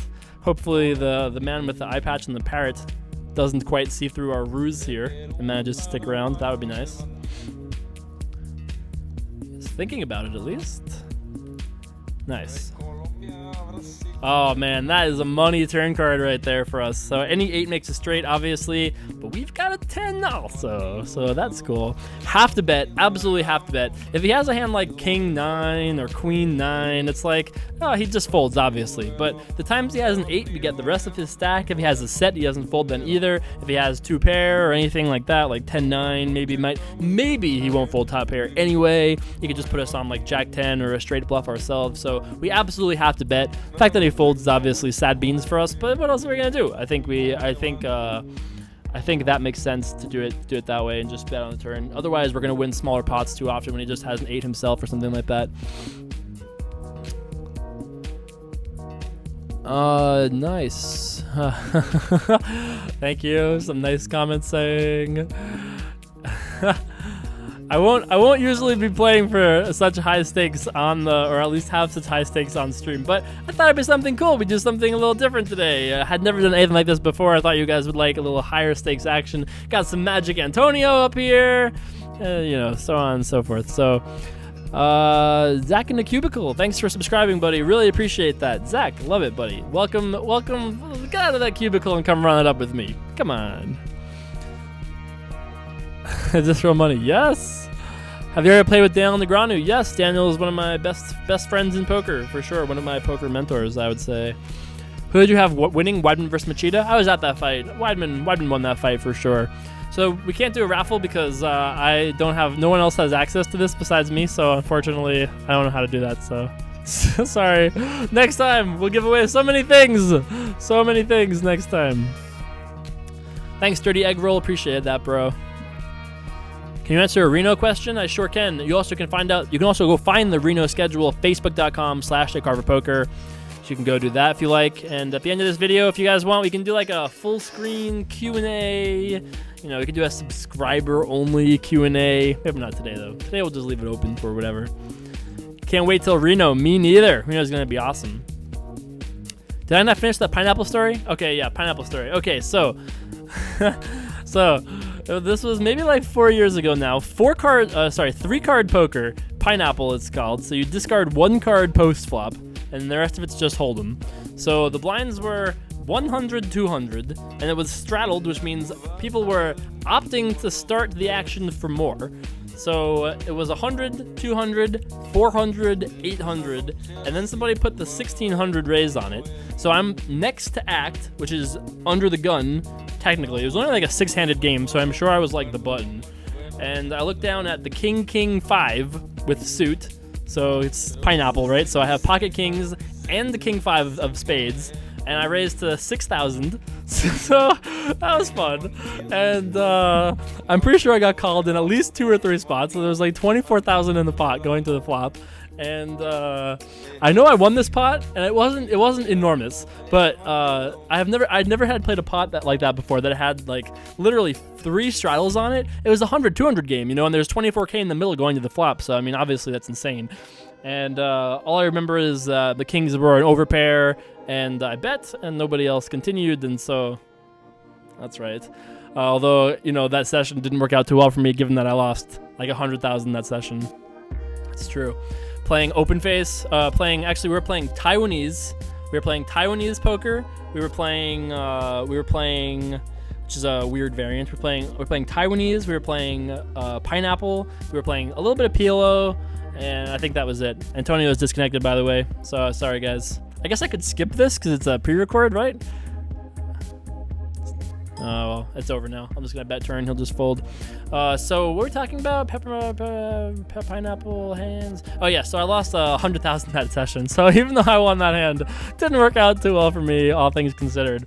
Actually, that's the session where we played for like 18 hours straight. It was during the World Series, so I missed the tournament the next day. I was really excited to go play the 3K Pot Limit Omaha 8 or better tournament, but I lost like 100,000 the night before, so I wasn't gonna go play a 3K having just lost 100. So I went to sleep for a few hours. I woke up. I think this happened before. I think this happened after I went to sleep. Woke up, called my dad, told my dad what happened. I always tell my dad my losses, and my mom too, because my mom hates it and drives her crazy, which is why I like telling her. And my dad is whatever, he's fine with it. So I told my dad, I was like, wow, tough session yesterday. You know, my biggest loss ever. I lost like 100,000. And my dad's like, I'm thinking my dad's gonna react badly to this. He's just like an architect. He's not like a gambler guy at any means whatsoever. And I thought he'd be like, oh my God, Jason, go invest, go buy some mutual funds or something. No, my dad was like very, very supportive. He was like, you go get him, kid. You know what? What are you doing not playing? Get back in there. Go get unstuck. So I was like, wow, my dad really wants me to go get him. It's going to be awesome. So I invited everybody back over. And lost another 100,000. So thanks, Dad. Thanks, Pa. There's that star. Oh, yeah, let's see a flop here, boys. So he made it like 24, we made it 78. He made it 170, and then we called. Not the greatest flop for us with 10 jack of clubs. Sorry, just getting these tables figured out here. All right, there we go. So we're going to start with a check, I assume. That's all back in the past table movement. That's not me now. I'm just chilling here now with the chat and the thing, and that's it. There's nothing else being done on my side. Yeah, I lost. I don't think I had like 400,000 also. It's not like I had like, you know, 1 million or 2 million. I only had like 400, maybe like 350. And I lost 200 in 2 days. That's the gambling life for you right there. Taiwanese poker, the way that we played Taiwanese, which might not be how the world plays Taiwanese, but the way we played Taiwanese is that we had, we played it where you had a high card hand, a hold'em hand, and a PLO hand. So it was a 7-card hand. You would get 7 cards. You would set 1 card in the front, 2 cards in the middle, and 4 cards in the back. And then we would run out boards. So you would run out, you know, 5 boards. Did I ever bluff this? I think I tried to bluff turn and then gave up on river because, and I like that give up there. I like the turn stab, but I think it's fine to give up here on the river. Anyway, so what you would do was we would have a bounty sheet or like a prop sheet next to us. So what would happen is, like, let's say I think the scoring went that if anybody made a pair in the high card version, you would get a bonus. If you made like I think it was 2 pair or better and hold'em, you'd get a bonus. If you made, and it was tiered bonuses, so like a royal would be like 20 times the payout or something, and then the PLO started at full house. So if you had a full house or better, you would get a lot. And we played that game huge. We played that game. I would actually bet that few, if anybody, has ever played that game as big as we played those 2 days. Because I mean, we were playing 3K a point, which is a very big game when, you know, a full house would have been 9K. It was like a 2-point bonus. So it would be a 3K bonus on top of that. So those games were enormous. I was a little out of my mind back then. Would I ever check raise the turn instead of lead? I don't hate it. I don't hate that idea, but you know, it's hard to make that your play to bluff, because if it goes check, you're just, you know, you really can't bluff river at that point. So yeah. Let's see here. My first timeout this session. Where are the mods? Don't make me do timeouts. Come on. Did your dad help you getting into poker? My dad helped me by being like a logical soundboard and everything else, but he didn't help me with like financially anything ever. My dad's never had a piece of me in any session I've ever played ever. Actually, that's true. Have you ever played with David Williams? Yep, David Williams and I are pretty good friends. I've hung out with David a bunch. He's you know, super good guy. Always got along pretty well. Is there a set time for these streams? Right now, I'm leaning. Do we win? King high? Kings and nope. Full house? Full house is good. You got it, buddy. Set time for these streams. My plan for these streams is to do a stream every Sunday and Wednesday. And then if you guys want to see more streams in between, then shoot up some tweets. Like we said before, I'm just a willow tree willowing about power. The wins are your love. So if you want to see more streams, just shoot me some tweets and we can do another stream maybe tomorrow, maybe Saturday, maybe Monday. Who knows? I want to do more streams, you know, play some on delay, play some no delay. So I want to definitely do that with you guys at some point soon, but that's the plan. So we have 2 days of scheduled streams, Wednesday and Sunday, to answer your question. The wins are your love. The wins are your love, not my love. So I turned a king here, which is probably going to be the best hand, given that he checked back on flop. If he bets, my plan is to call. If he checks, my plan is to bet river. Maybe actually check this river. Okay, I bet. I bet the minimum. $10, dealer. That's the face I'm sure I made. There you go. It's a $10 bet. I bet the minimum. He's like at like 7-4 and is like, how can I win? I'm like, you can't. Sorry. Oh, what? What? What a slow roll. What are you thinking about over there? What are you thinking about? Maybe that guy had like a pizza come to his house or something, because there's no reason he should think so long. I bet the minimum. I bet the minimum. Is this the most views you've ever had? It sure is. I think the most views I ever had before this was 650. Oh, I had more than that for the stream that we did with the fantasy stream at the start of the summer.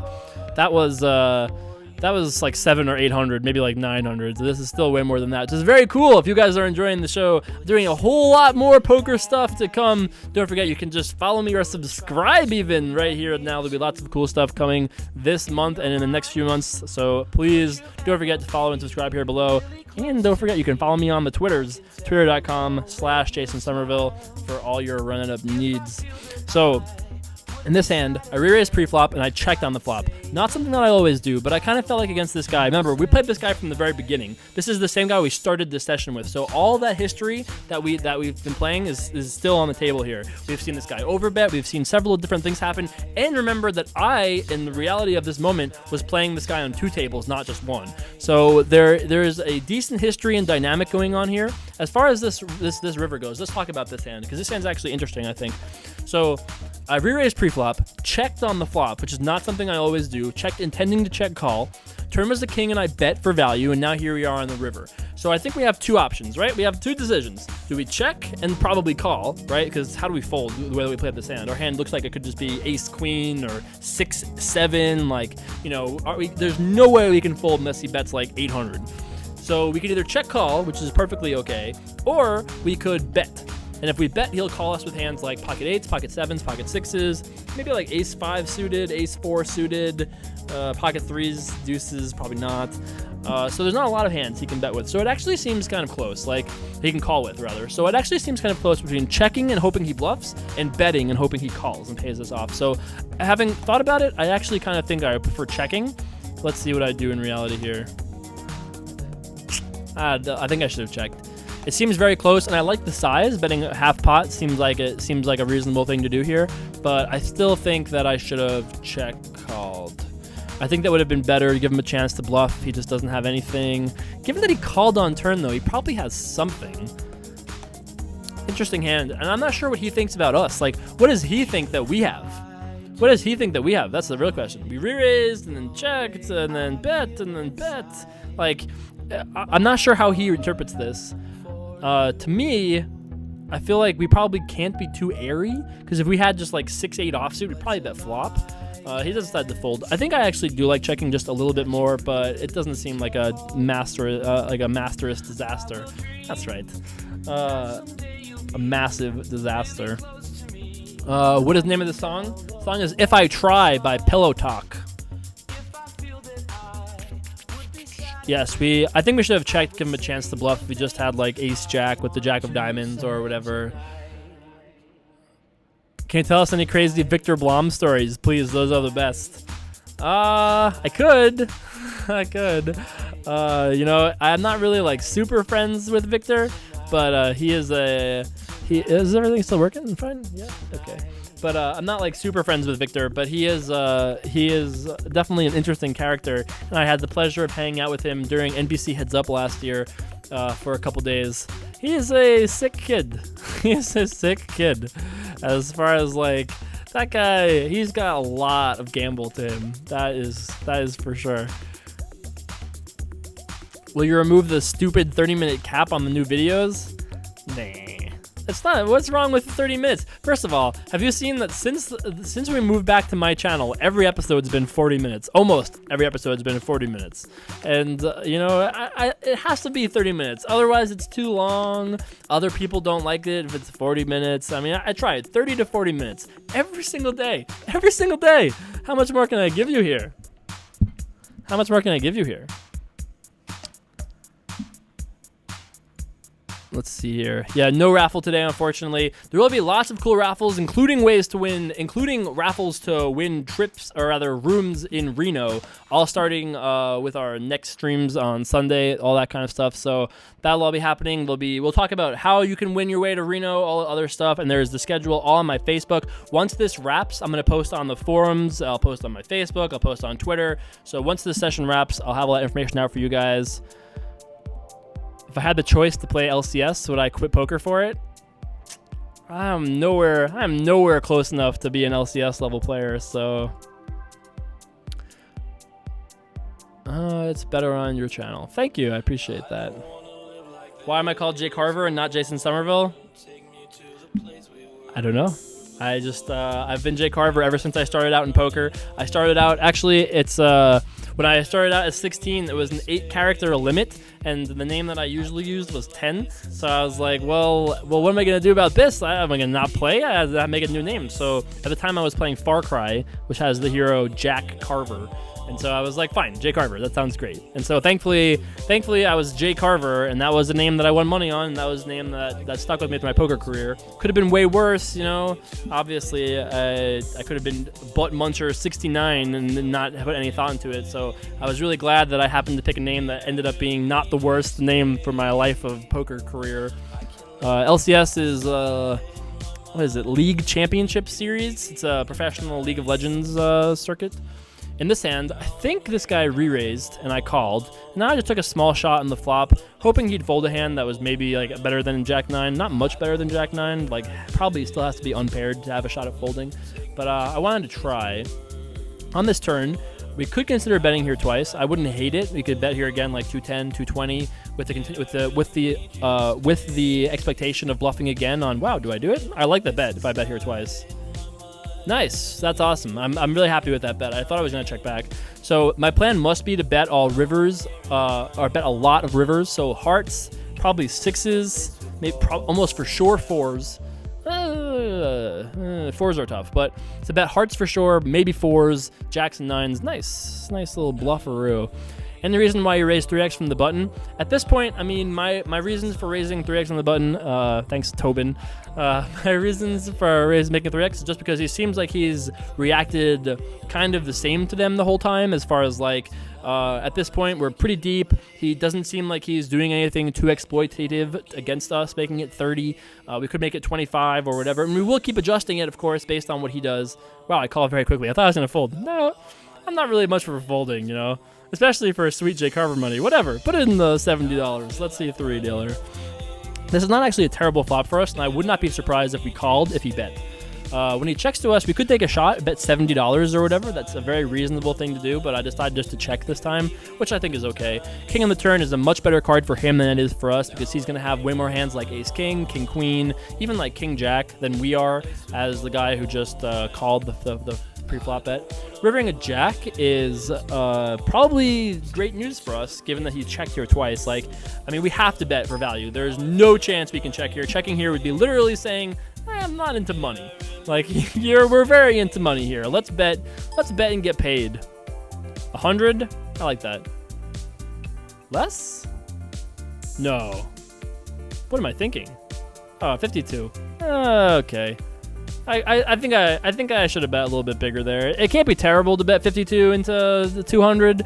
I think I just wanted to like definitely make sure that he was going to pay us off on the river there, and we did. Mission accomplished, I guess, to some degree. What's the highest amount you would flip for if I gave you 1.1 to 1? A lot. a lot. I mean, the most I've flipped for getting 1 to 1 is probably like 40K. So if you're giving me a price, that sounds amazing. I'm in.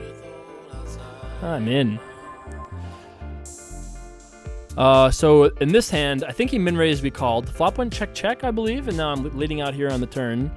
70, 90. Maybe he did bet on flop. Maybe he did, or maybe we led or something. I don't think this was just check. He calls. Interesting river. Still basically have the nuts though. I'm not too concerned about him having the ace of clubs. I think we should start with the bet. Although checking is okay. If we think he has less clubs, we should check and give him a chance to bluff. If we think he has more hands that are low clubs, we should definitely, obviously, bet. the less flushes that he has, the more likely we should be to check and give him a chance to try to bluff at us. The fact that he's tanking makes me happy that we checked, and obviously we just snap call once he bets. If he has his beat. Nope. Not this time. That's right. Check. Tricky.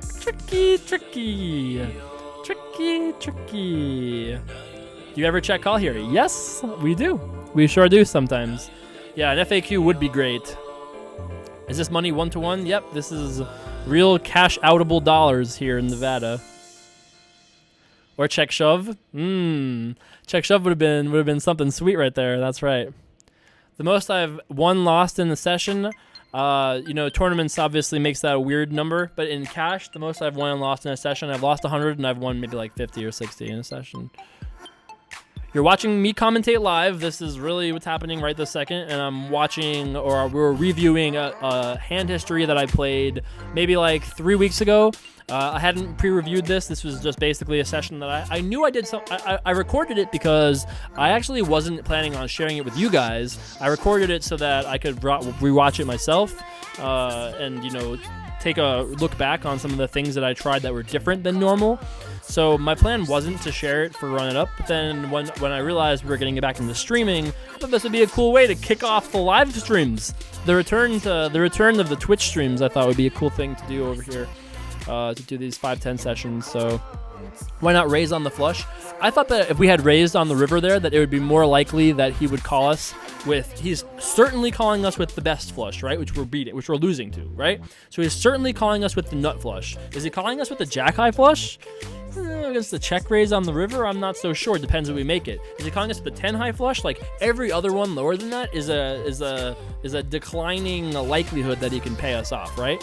So to me, I thought it was a little bit thin, but I don't mind thinking about it. And if you're trying to get better at poker, I highly, highly encourage you consistently thinking about those kinds of things and asking yourself, well, what if I did this? What if I did that? Remember, it's no limit hold'em. No limit. Anything you want to do, the world is your oyster. So, I think that one of the things that most impacted my brain early on in my life was the idea of overbets. Was when Prahlad, if you know Prahlad Freeman, poker is fun. That one. That poker, when he started overbetting back in the day, it was really, really crazy because no one had ever really played like that online. Now, the strategy turned out that it wasn't like absolutely perfect and there were definitely ways to beat it, but it kind of opened my eyes to like, what if you did bet twice the pot? What would people do? And once you start thinking about that, then you just take that same thought process and go, well, what if you bet a third of the pot? What if you bet triple the pot? And when you really start thinking about it and opening your mind to these things, I felt like there are a lot of permutations that are very interesting that can come out of that. And when you really start putting your brain into that oven, I feel like you'll find that there are a lot of good things that can come of that because your opponents aren't probably putting in the same amount of legwork as you are. So when you really kind of thoroughly always think about what would be the optimal play, what would you really want to kind of focus on those things, that's, I think, how you can really become from like a medium player to like a really good player. The best players are the ones that are always, always, always reevaluating, reanalyzing, and all that stuff. So why would you risk so much more if you're only getting a really small price? Like risking 500K versus 150K, that's crazy. I'm not sure what you're referring to. About flipping? I wouldn't risk 500K if I only had $1 million or something. That seems like a little crazy for just 50K more because, I can find edges in lots of places. I don't need a 10% edge that badly. It's, but it's always nice if people want to pay that, and that's cool. What are your thoughts on Victor Blom? He is a degenerate wizard. We just talked about that, though, so I can't go on more than that. How did you react to that 100K loss? I don't think I did. All right, so in this hand, we finally get played back at, and I bet flop and turn, and now he's check raised us. So first question I have is, can we win this pot unimproved? So if the river is a deuce, do we win? Nah, probably not. 4, yes. 6, maybe. We could bluff him off 6s, if he has a better hand than us. 8s, we win. Straight. Jack? Maybe. 10, probably not scary enough. And above that, don't think it helps us at all. So the answer, I think, is not really. We're not getting an amazing price here, that's for sure. I feel like we could This seems really close to me, man. I'm not sure whether we should call or fold here. I think calling is okay. We're not getting a terrible price. We can always just get there or try to bluff him once in a while on other connected cards. But like we said, there aren't really a lot of them. I think this might have been a little too ambitious. The other problem is that he basically has a pot-sized bet left. So he can just say, I'm all in. And just say, I'm all in. And then that's not good for us because we need to bluff ourselves. So if we don't ever get a chance to bluff, like if he ever has like 10-8 of hearts and shoves this river, oh, it's so bad for us. Obviously, I have to fold now. It's so bad for us though, because for us to win this hand unimproved, he has to check to us and then he has to fold. That's a parlay that I don't like to hit. You know, he has to do X and then do Y and then do Z. That's not a thing I like to try to have happen. So I feel like we should have at least considered folding on turn, but it can't be too bad because we do have a double gut shot, jack high, and we could have the best hand once in a while, like we had said, you know. So aren't you scared of this guy ghosting you? No, for some reason I'm not. Jay Carver, out of the popular pro players, who would you call the most nittiest of the bitches? We did a statistical analysis on everybody that had ever came and done Run It Up guest shows with me, and of all of them, that's Dan O'Brien, D-Moon Girl, and Antonio. I think those are the only three that have actually played hands. Of the three of them, who do you guys think played the least hands, as far as like percentage of their hands? I'd love to hear some guesses. Where would people go to learn the basics of Hold'em? Well, I'm not sure. Somewhere on the internet, though. What is your view on Dan Blazarian? Never met him. Met his brother, though. His brother is very cool and very normal. Antonio, people are saying. Oh, should we do a straw poll? Let's do a straw poll because I'm very curious what you guys think about this. And I'm very curious. So, who do you think is the nittiest Run It Up guest ever? All right, so we have Dan, D-Moon, Antonio. All right, I'm posting this poll right now. Let's see what you guys have to say. I'm very, very curious. I'm not gonna vote because I know who wins, so I'm not gonna vote. So tell me who you think. And I'll let you guys know in a second because I'm very excited to see how wrong some of you are here. Let's see. Who do you think is the nittiest of the bitches? Who do you think is the nittiest of the bitches? Just posted in the straw poll chat, so you can just hop in there and take a look. You don't know who D-Moon is, or Dan for that matter? RunItUp.tv, you can go check out all those episodes there. D-Moon is on episodes 205 to 210. Dan is on episodes 222, 223. Antonio is on 221, 219, 220, 221, something like that. You can go find him. Post the vote. Okay, so the votes are in. 278 total votes. 278 total votes. Antonio was voted for the most, 118 votes for Antonio. Second was Dan, 102 votes. Third was D-Moon with 68 votes. Well, the nittiest person actually was Dan O'Brien. Yes, that's right. Dan was the nittiest player in Run It Up history, despite contesting when he was here that wasn't true. But we went back through and actually added them up, and Dan is actually the nittiest guest in Run It Up history. That's true. There is no Phil Hellmuth option, Egan Wall. That's true, but I would love to have Phil Hellmuth on the show one day. That would be awesome. What is this song? This song is one of my favorite songs these days. It's called Stay High. That's right. By Tove Lo. It's true. Why isn't John Rivera on that list? I haven't had John Rivera on the show. If you guys really, really wanted me to have John Rivera on the show, then I guess I could do that, but it's not on my top of my invite list, you know?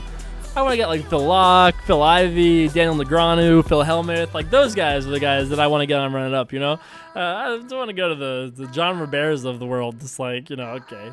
Who else is next after the John Riveras of the world? We're going to just really dig deep and go back to 2007 main event day 3 chip leaders.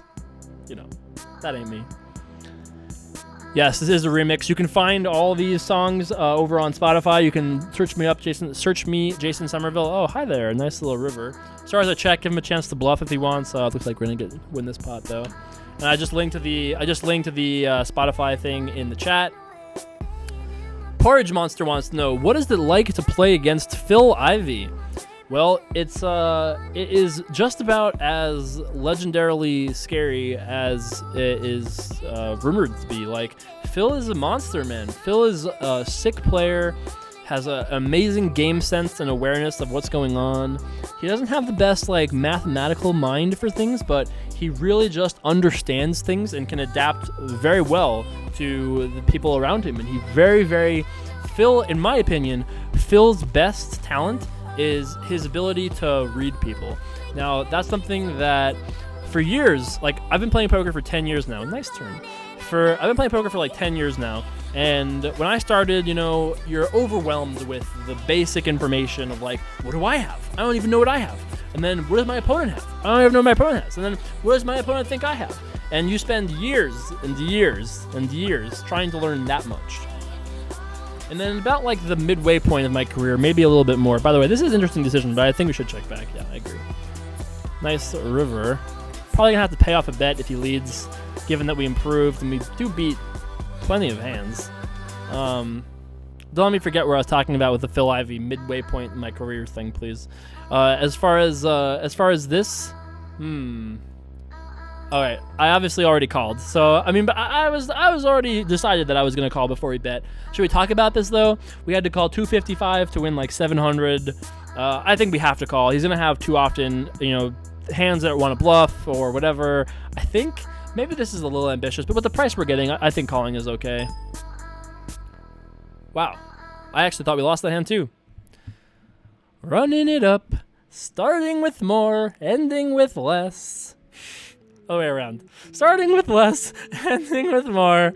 Sorry, it's been a long day, okay? Very hard life we have here. So the story that I was going to tell you guys, we're going to re-raise here with 2 8s. The story I was going to tell you guys was, to me, I really didn't understand poker. I mean, I still probably don't quite get it. But what really blew my mind was, for years, I was obsessed with just like the online version of poker. The betting patterns, my decisions, what my opponent was doing, like purely on a level that was invisible, that totally didn't use any of your visual senses really whatsoever. Any of them, yeah.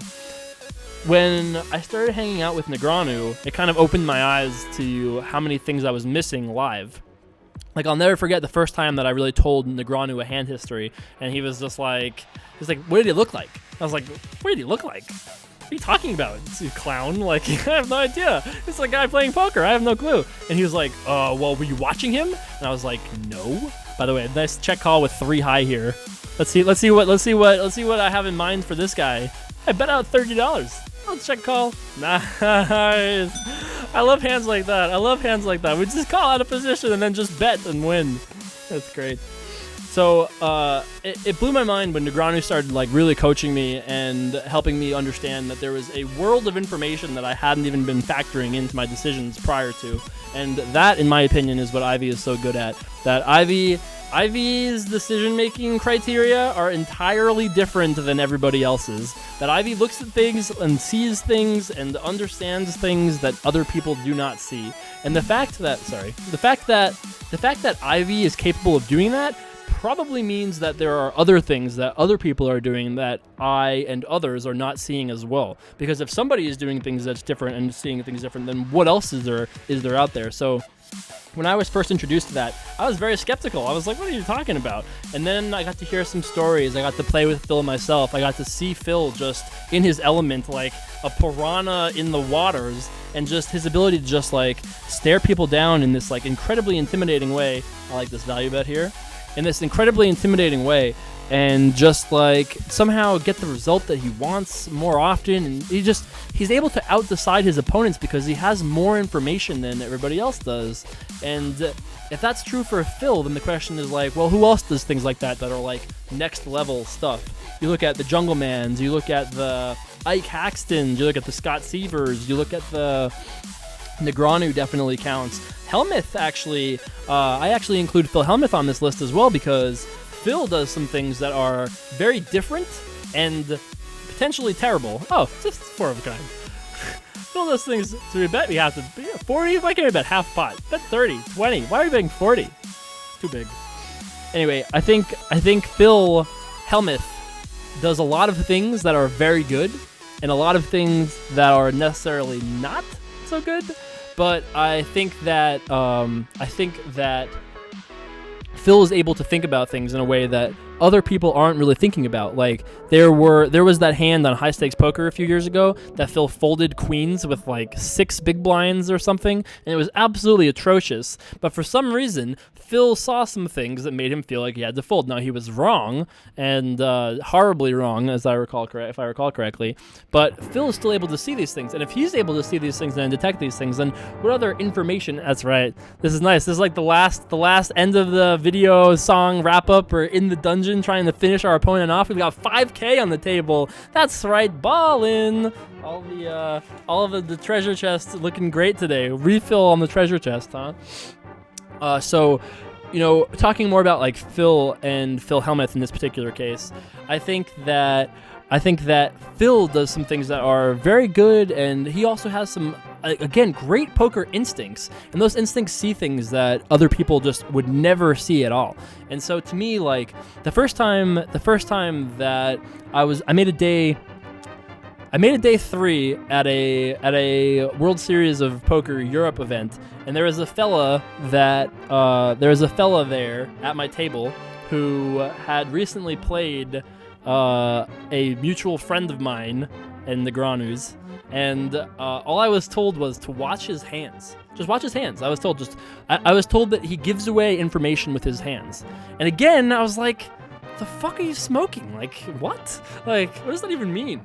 And then when Skeptical Somerville hit the beaches, and I went to work, I watched this guy play for like 6 hours, and he would make bets with his left hand and with his right hand. Like, which is not something everybody always does. He bets with his left hand and his right hand, like, from time to time, and he would get to showdown and started showing down hands, like poker hands, when he would bet with his right hand that would be strong, and he'd be like, you got it, when he bet with his left hand.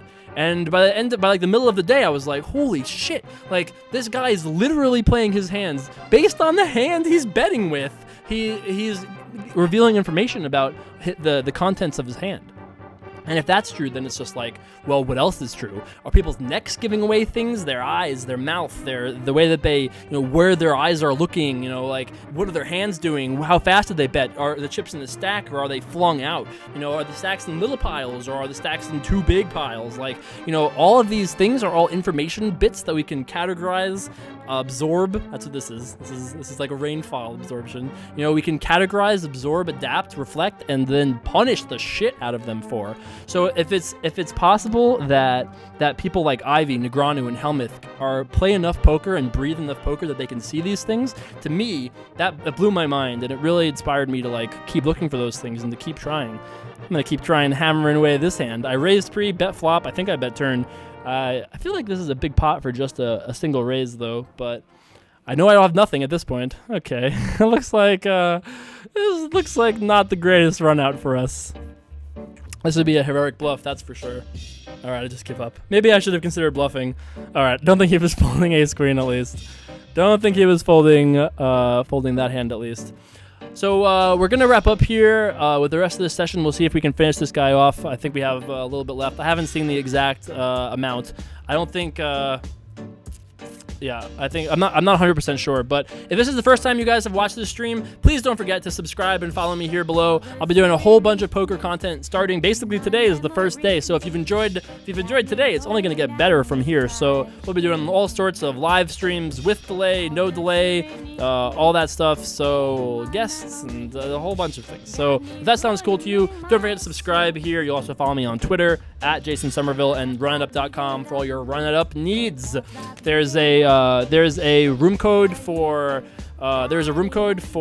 discount. There's a store code for discounts, and what we're doing is anybody who uses the RIU Reno discount code, we're gonna do a drawing for a 4-night hotel room every single day. So if you buy something today, we're doing 10 days of drawings. Every single day we're drawing somebody from the pool. And we're going to give that person a four nights or 3 nights, a bunch of nights in Reno for free. So there'll be a whole bunch of other ways you can win your way to Reno as well. That'll be going up on my Facebook and the forums right after this is over. And I think that's it. I was like, okay, I think that's about it. No delay, you say? Yes, we'll be doing more no delay. Thanks, Porridge Monster. Really appreciate that. Do I know the previous song? I'm sorry, I don't. Nice. Good luck, XX Sonics. You can apply for it. You can apply for it if you're from Cambodia, as far as I'm concerned. You just have to make your way to Reno yourself.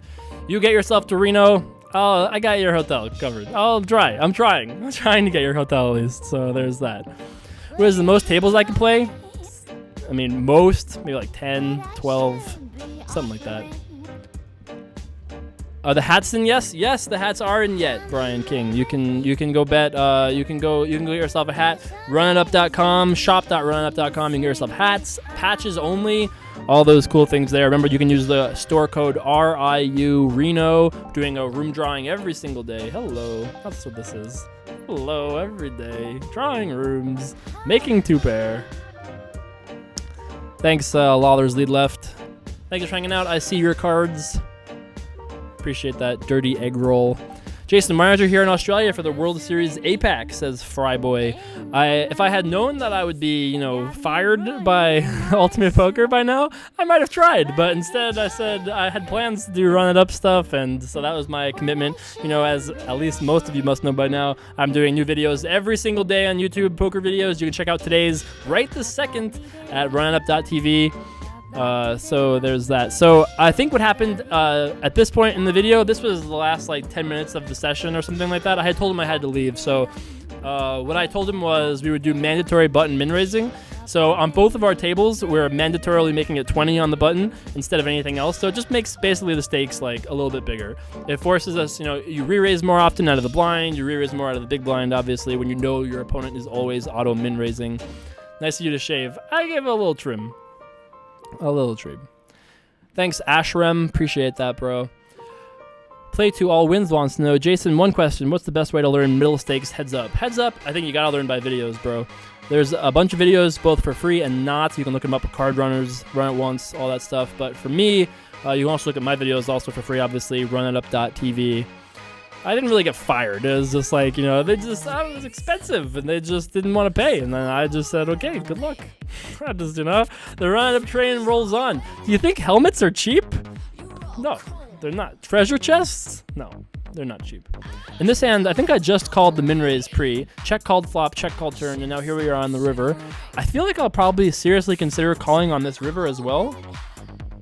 Heads will roll. It's a good song to end on, I think. Wow, I'm surprised I didn't consider calling, but I guess I just felt like he wasn't going to keep bluffing there.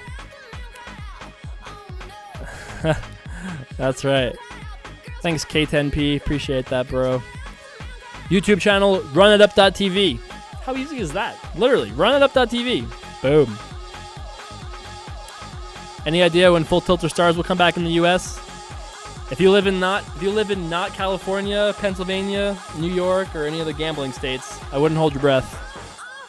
This was a great stream. Thank you, Stormy Waters. So glad to get poker content on Twitch. I loved this. This was awesome, and this was very easy. And I actually think that doing a review like this is not as fun as just playing, because I like the gambling. I like being engaged in active gambling at all times. So for me, this was really fun. I enjoyed it. If you guys like this as well, I would love feedback. Any ideas, anything like that, shoot them up to me. Twitter, forums, Facebook, any of those things. I'd love to hear them. I read everything and try to reply to everybody, so fire those off to me if you want. Okay, we beat him.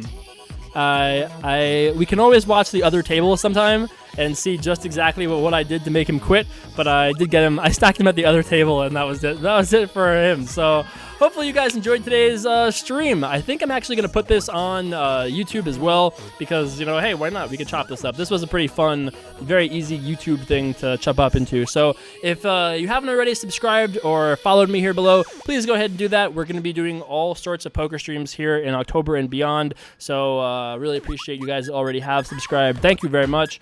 And don't forget, you can follow me on Twitter at Jason Somerville, Facebook.com/JakartaPoker, RunItUp.com for every video and the shirts and the hats. And look, I mean, look at that. Patches and leprechaun mannequin hats and all sorts of things. So check all that out, RunItUp.com. Thank you guys so much for watching. I really do appreciate it. And I will see you guys back for more on YouTube tomorrow, 10:30 a.m. Pacific time, RunItUp.tv.